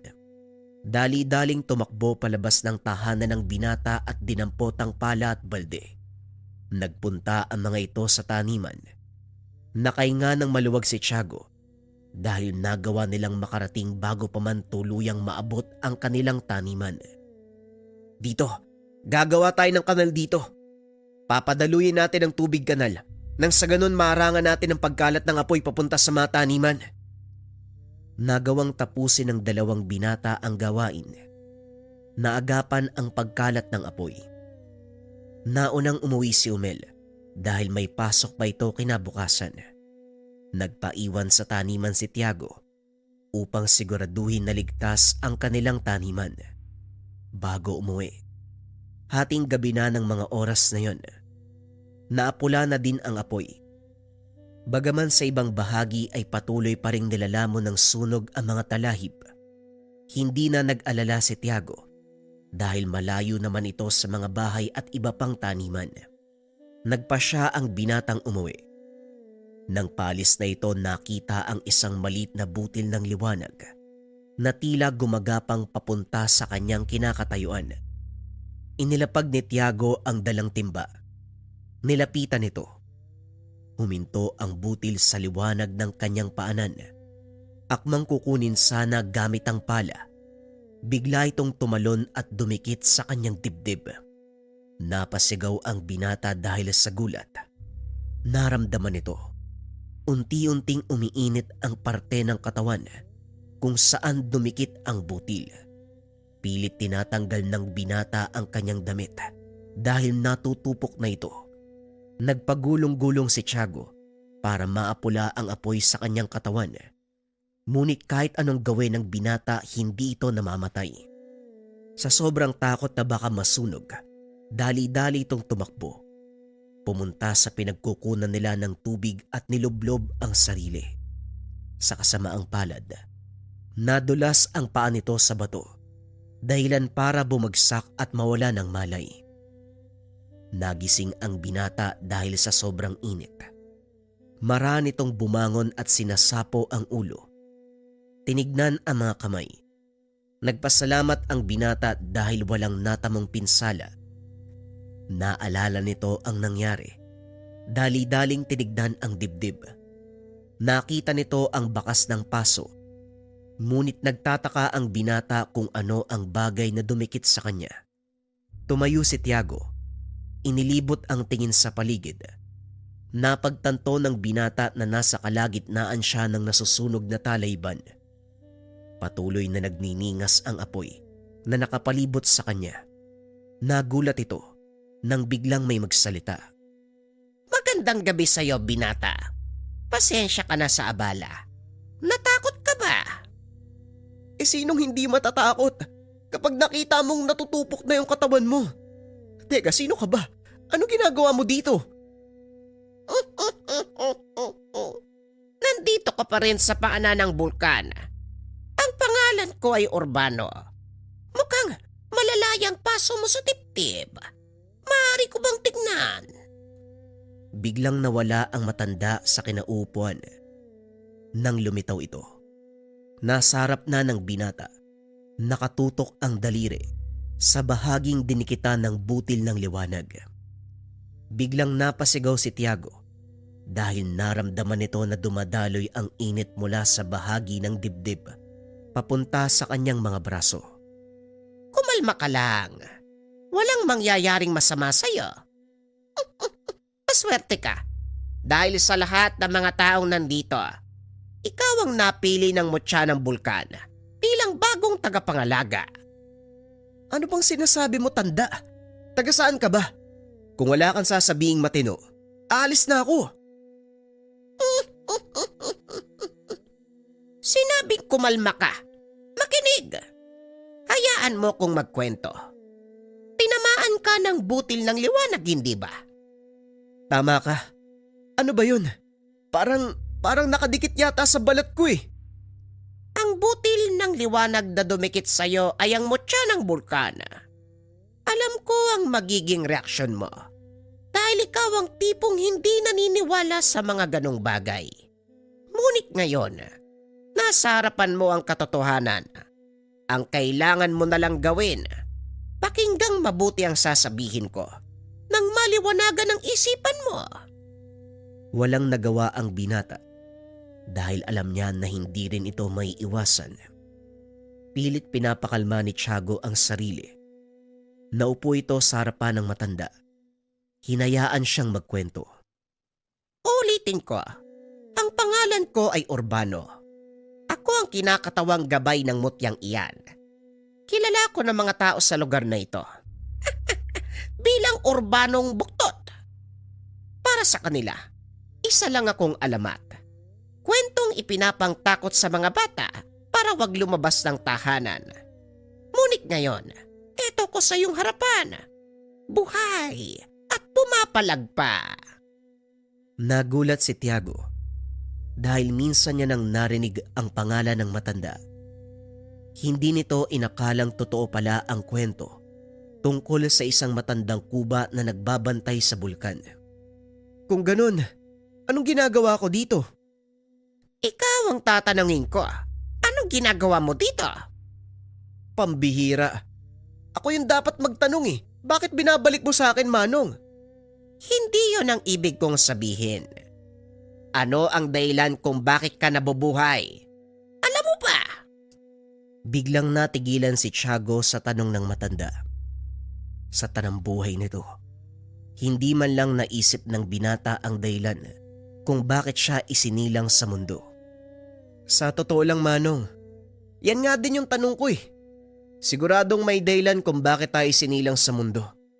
Pero ang tanong ko sa sarili, ano? Alam mo, iho, bawat isa sa atin ay binigyan ng katungkulan bago pa man tayo ibaba sa lupa sa pamamagitan ng pagsilang. Sanggol ka pa lang, nakaplano na ang magiging buhay mo. Kung binigyan ka man ng hindi magandang kapalaran, yon ay paghahanda para sa iyong tadhana. Ano daw? Masyado namang malalim yung pagpapaliwanag mo, Manong. Pwede bang sabihin nyo na lang sa akin ng direkta kung ano man yung dahilan bakit ako nandito?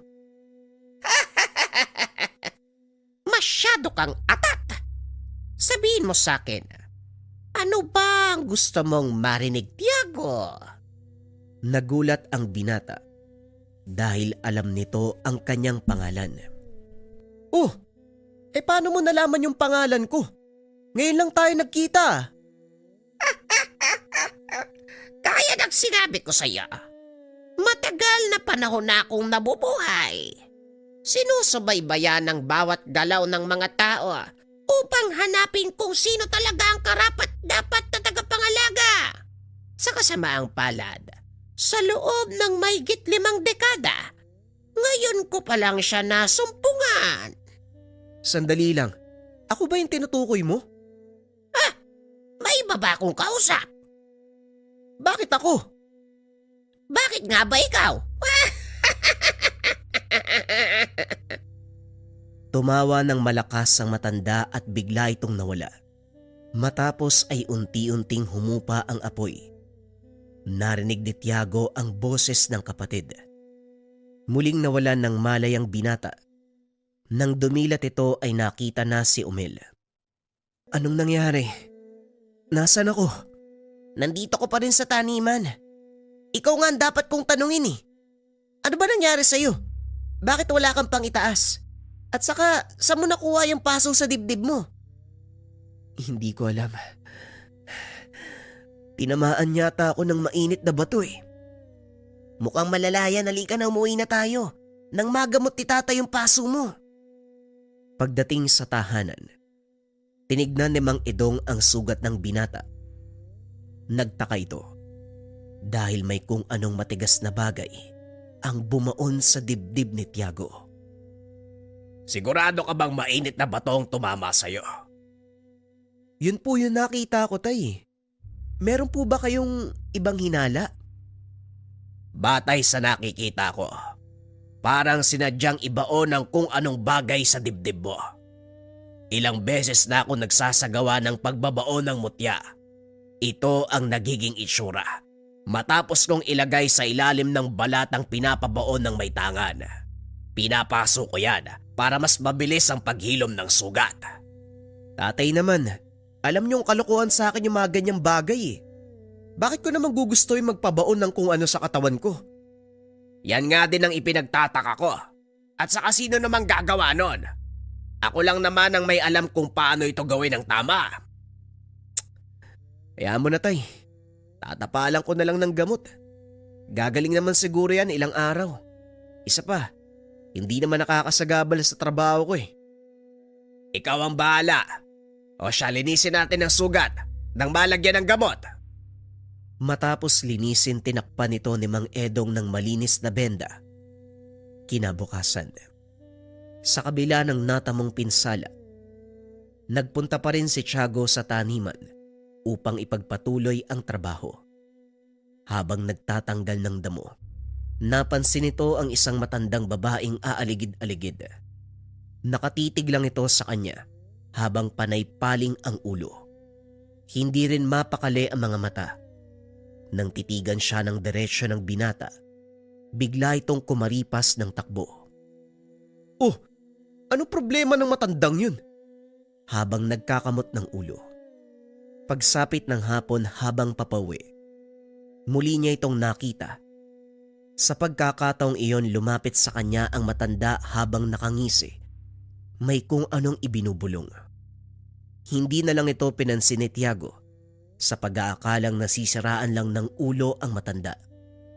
Ngunit ang ipinagtataka nito, ni minsan hindi pa niya ito nasaksihan sa kanilang baryo.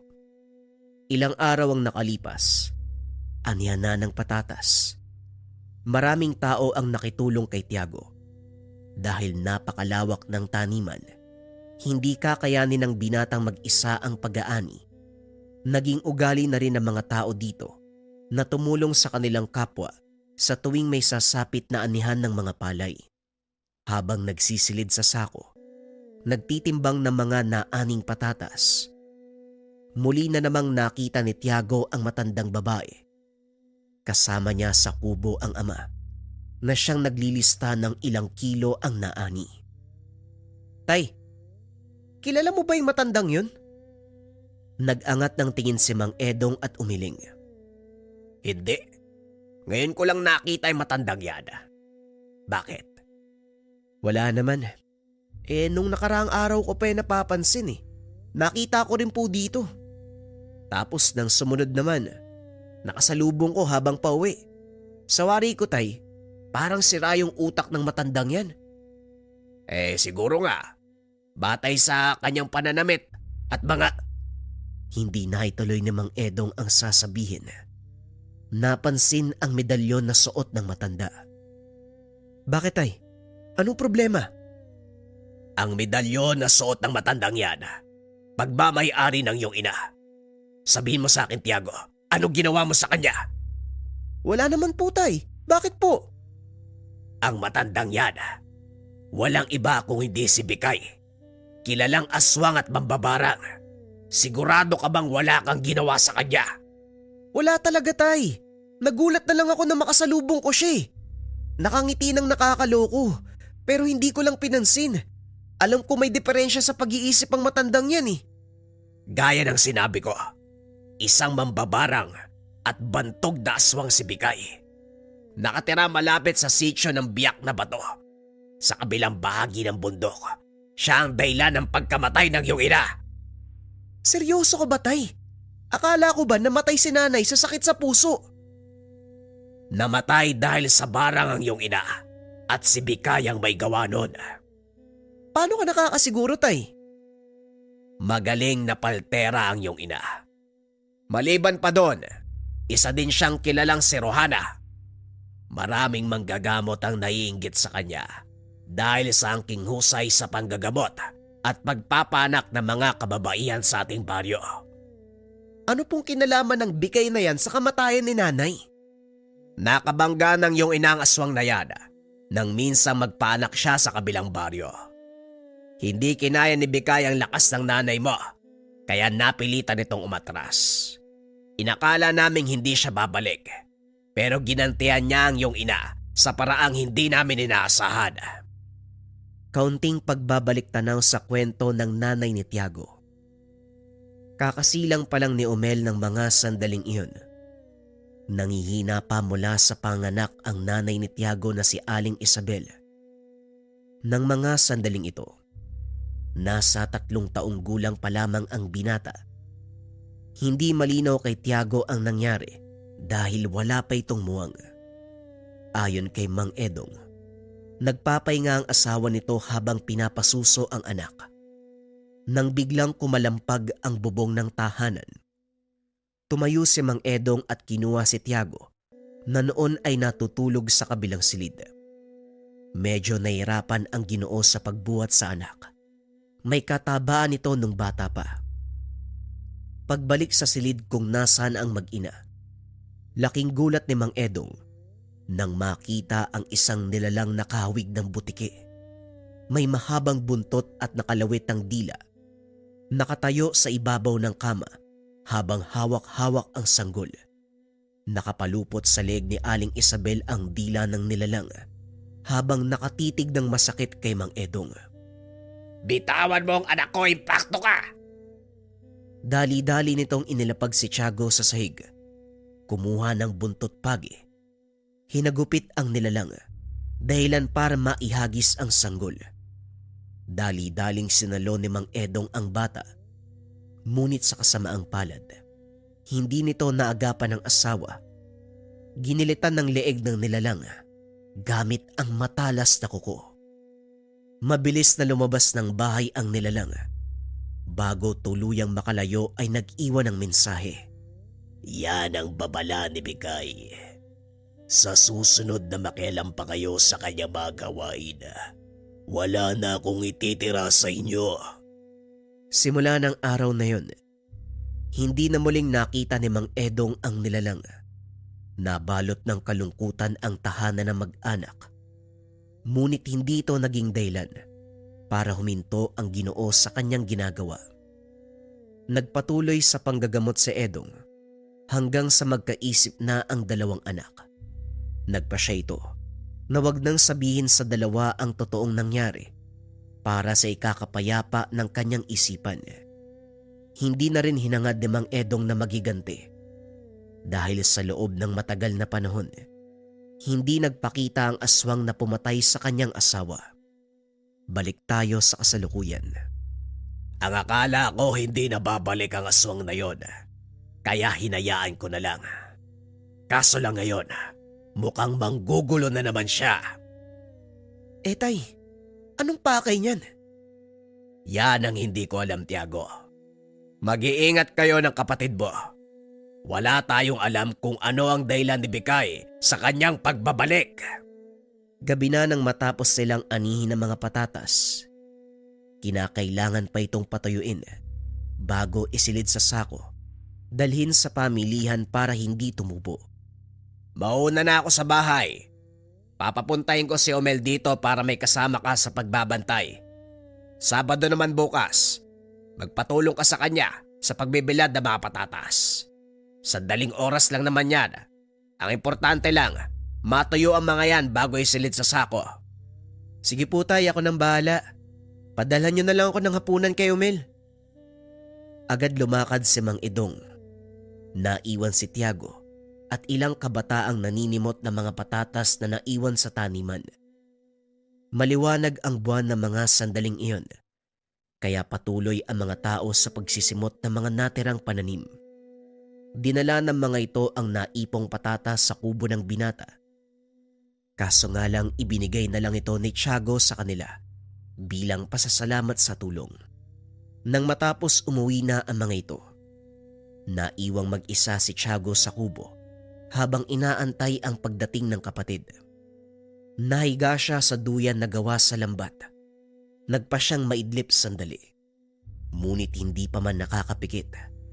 Napansin niya na may naglalakad sa taniman. Inakala niyang isa ito sa mga batang naninimot, kaya sinabihan niya na umuwi na. Bata, umuwi ka na, gabi no. Bukas na kayo bumalik. Madilim no. Wala ka na makikita dyan.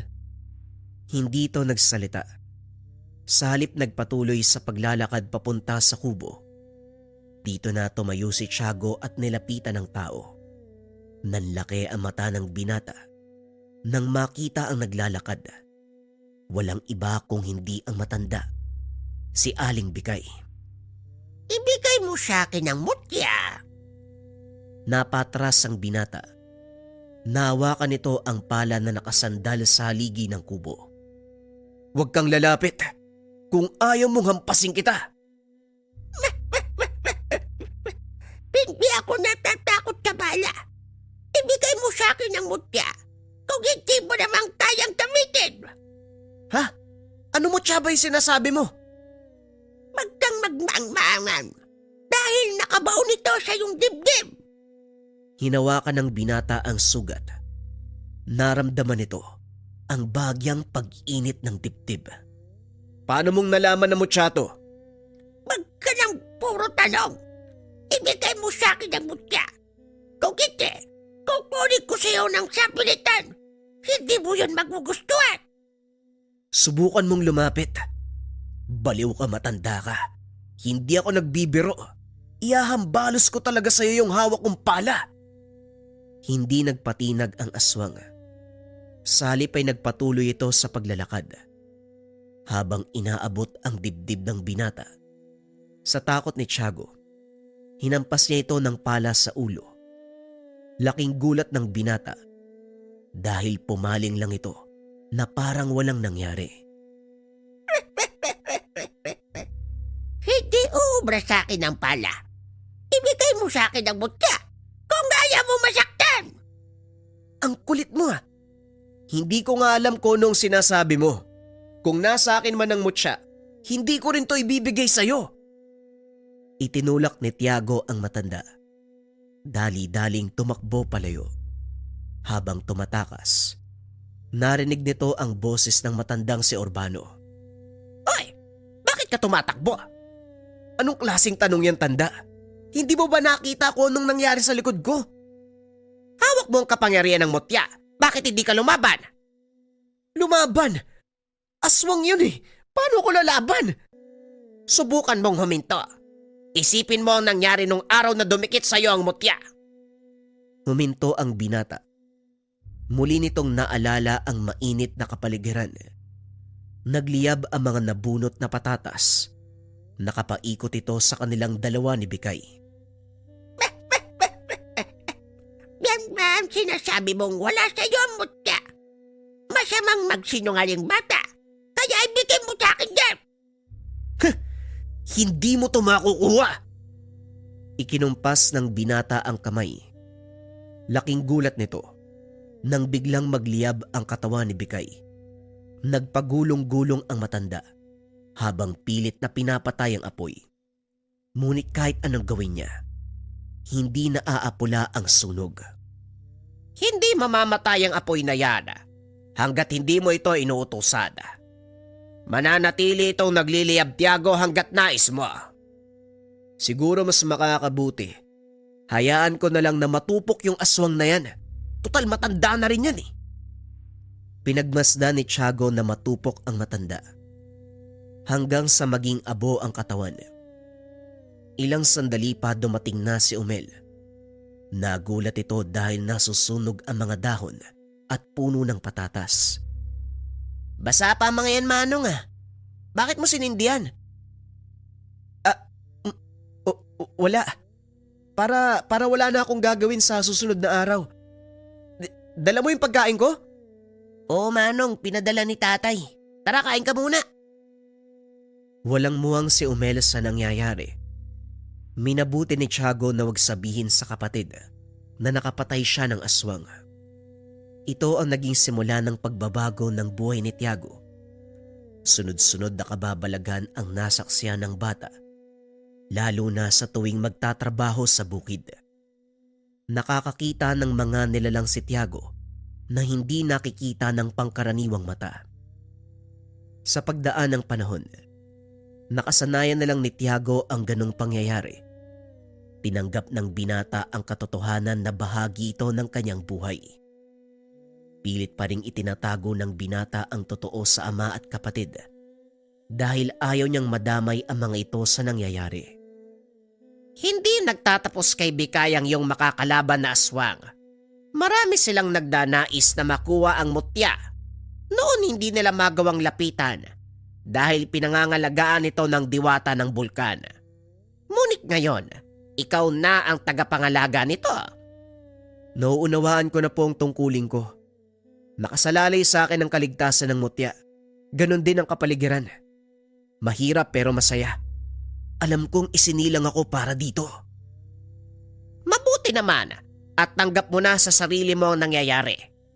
Umanda ka dahil gaya ng sinabi ko, maraming pagsubok ang darating sa'yo. Laging sumasangguni ang binata sa ermitanyo dahil wala itong alam tungkol sa tangang mutya. Wala ring alam ang kanyang ama sa mga nangyayari. Ngunit kagaya ng lahat ng lihim, hindi nagtagal ay nabunyag ito. Nang minsang nagpapakain ng mga alaga si Humel, nakaupo lang si Tiago sa lilim ng puno at nagpapahinga. Nang mapansin ito, may kung anong sumusunod sa kapatid. Tinignan niya itong mabuti. Naaninag ang nilalang. Isang tikbalang. Tumayo si Tiago at nilapitan ang kapatid. O Manong, akala ko ba pagod ka? Ako nang bahala dito. Magpahinga ka na lang muna. Kaya ko pa. Inupo ko lang sandali. Amin na, tulungan kita. Nilapitan niya ang kapatid para maiwasan ang anumang kapamakan. Ngunit kahit naroon ang binata, hindi pa rin napigilan ang nilalang na salakayin ang nakababatang kapatid. Nagulat si Tiago nang marinig ang malakas na yabag ng paa papunta sa kanila. Nang humarap, isang malakas sa sipa sa dibdib ang tinanggap ng binata mula sa tikbalang. Nagtaka si Humel kung bakit tumalsik ang nakakatandang kapatid. Ano nangyayari sa'yo? Bakit ka tumalsik? Tumakbo ka, Humel! Lumayo ka dito! Ngunit hindi maunawaan ng kapatid ang sinasabi nito. Bakit Manong? Ano bang nangyayari? Dali-daling tumayo si Tiago at tinulak ang kapatid. Dahil nakita nito, papasugod na naman ang tikbalang. Kinuha ng binata ang palakol na nakasandal sa sulok. Sinalubong niya ito. Huwag kang makialam. Hindi ka hawang pakay ko. Pasensya na, pero hindi ko rin papayagan. Naggalawin mo ang kapatid ko ng walang dahilan. Walang dahilan. Sinira ng kapatid mo ang aming tirahan. Itinumba nila ang patay na puno sa liwasan ng baryo.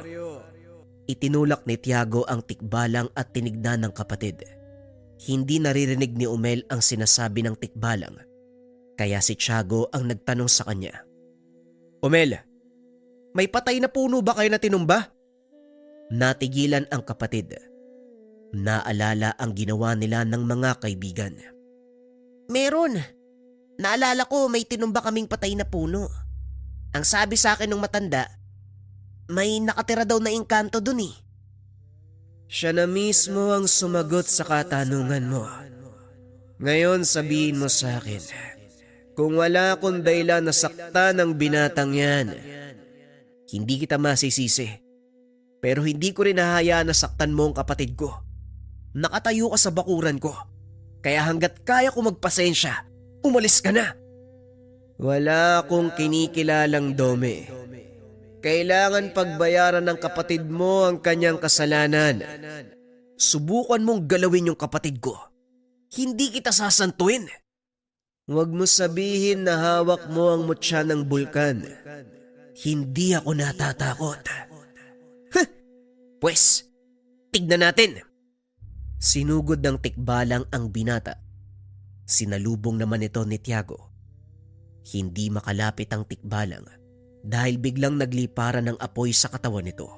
Nagulat si Humel nang makitang nag-aapoy ng katawan ng nakakatandang kapatid. Patuloy na nakipagsagupaan si Tiago hanggang sa mapasuko nito ang tikbalang. Tama na. Totoo nga ang sinabi nila Walang makakatalo sa taong may tanga ng mutya mula sa bulkan. Ngunit hinihiling ko sa'yo na sana maging patas ka sa paghusga. Hindi lang tao ang kailangan mong protektahan, kundi pati ang mga engkanto na umaasa sa kapangyarihan ng mutya. Ako nang bahalang magdisiplina sa kapatid ko. Umalis ka na dito. Huwag ka nang babalik. Kalimutan mong nangyari ang kaganapang ito. Panghahawakan ko ang sinabi mo. Naway matutunan ng kapatid mo ang aral ng kalikasan. Dali-daling tumakbo ang nilalang. Nang makalayo ito, saka naman kinausap ni Tiago si Umel. Hindi ka ba nag-iisip, Umel? Bakit mo tinumba yung patay na puno?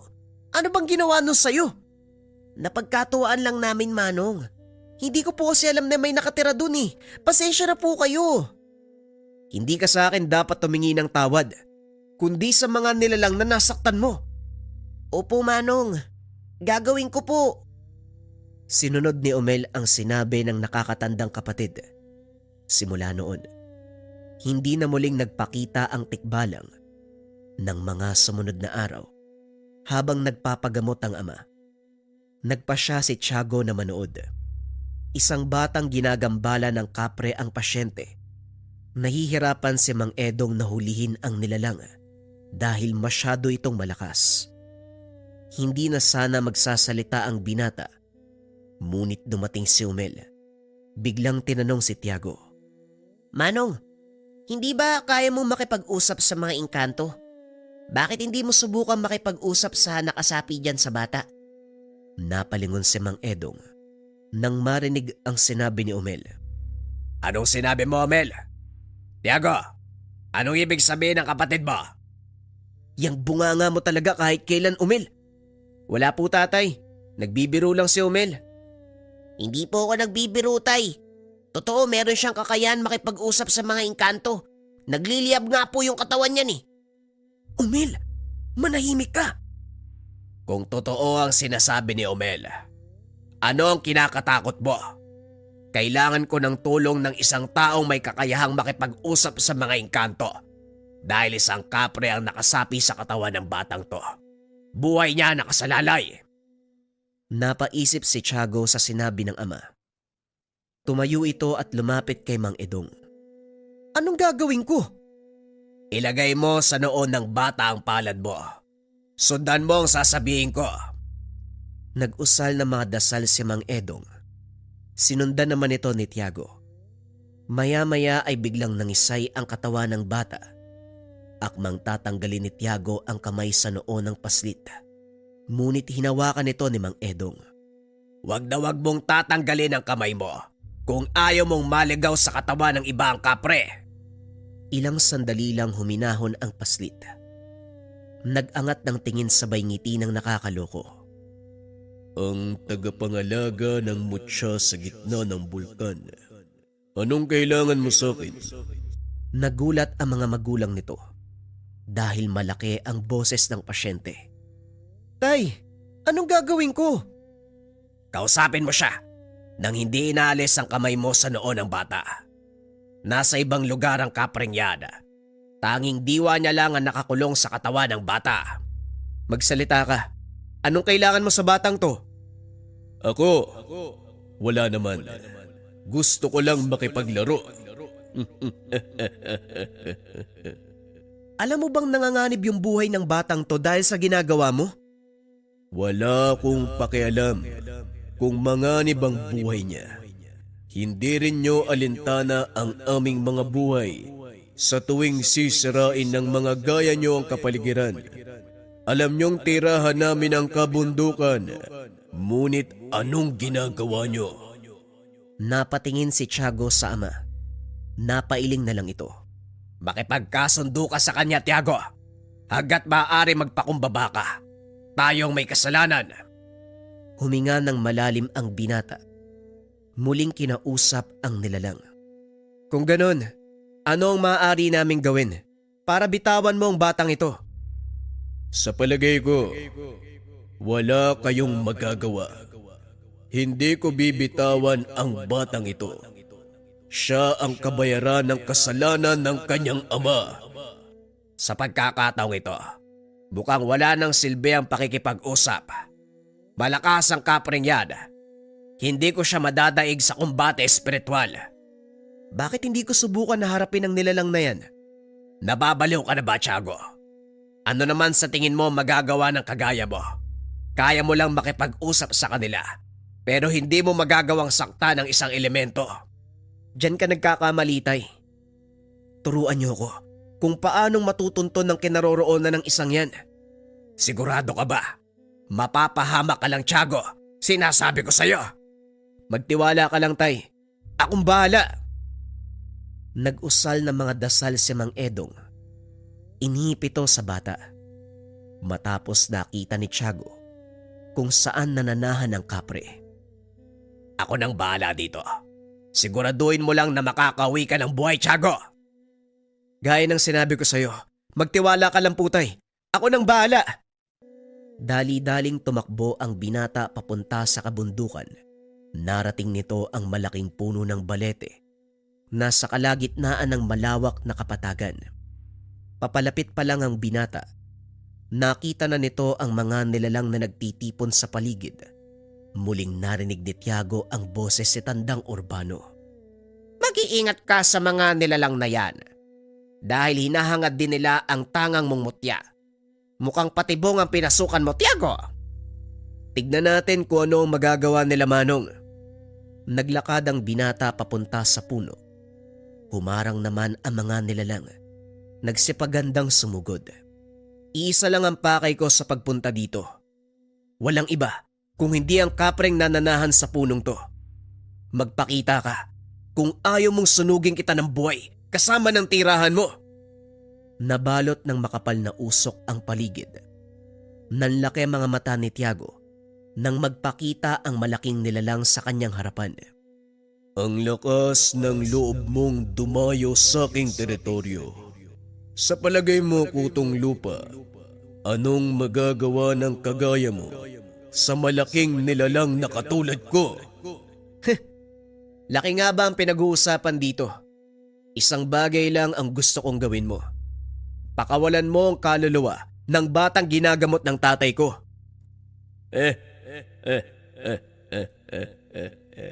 Ikaw pala ang taga-ingat ng mutya ng bulkan. Anong ginagawa mo dito?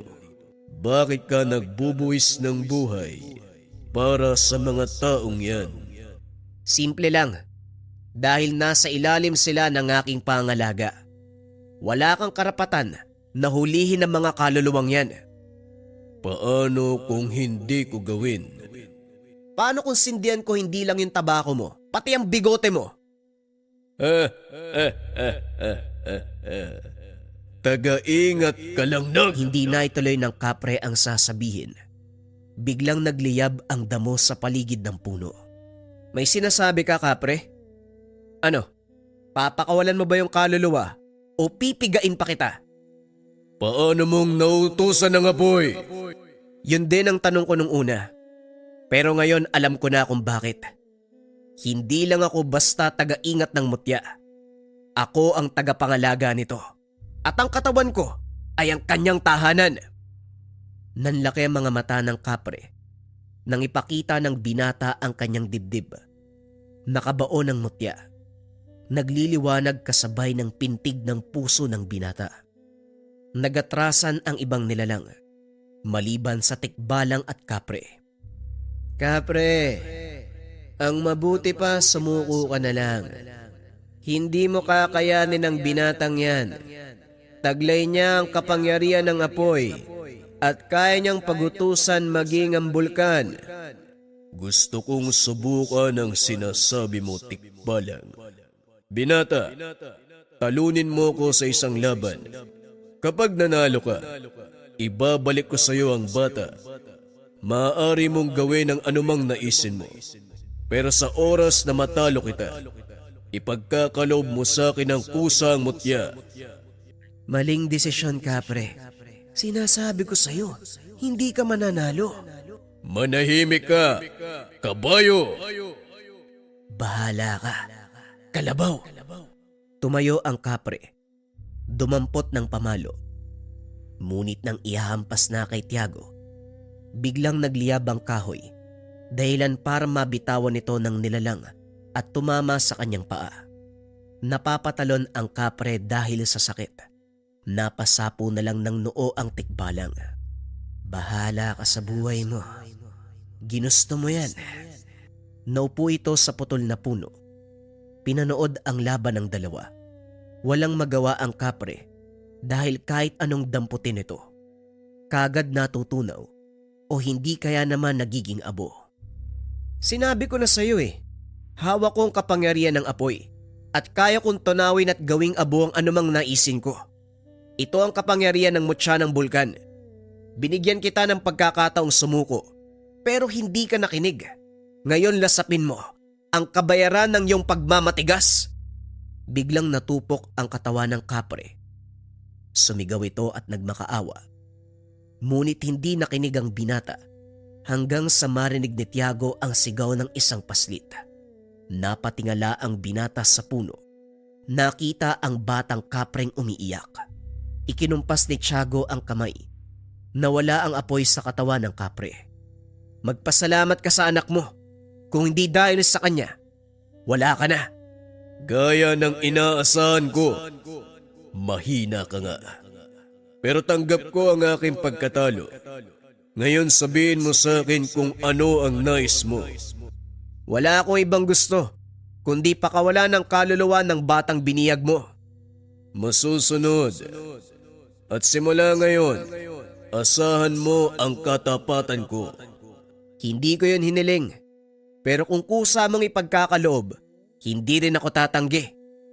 Matapos ang pakikipagtunggali sa kapre, nakuha ng binata ang respeto ng mga elemento sa paligid ng bulkan. Gumaling din ang batang ginagamot ni Mang Edong. Laking pasasalamat ng pamilya nito sa kanya. Nangako ang ama na ititigil ang ilegal na pamumutol ng kahoy sa gubat. Pinag-aralan din ni Tiago ang panggagamot. Sinundan ang yapak ng ama. Kalaunan nakilala ang binata bilang manggagamot. Kaso nga lang bigla itong naglaho. Hindi alam ng mga tao kung saan napunta si Tiago. May mga haka-haka na nirahan na ito sa bunganga ng bulkan bilang bagong tagapangalaga ng mutya. Wala nang naging balita sa kanya ang ama. Maging si Humel, sinubukan pang hanapin ang nakakatandang kapatid. Wala itong nakita ni isang bakas. Gayunpaman, nanatili sa kanilang mga puso ang iniwang legasiya ni Tiago kung paano nitong pinangangalagaan ang kapaligiran, katuwang ng mga inkantong nakatira dito, at higit sa lahat, kung paanong iningatan ang mutya na nasa kanyang pangangalaga.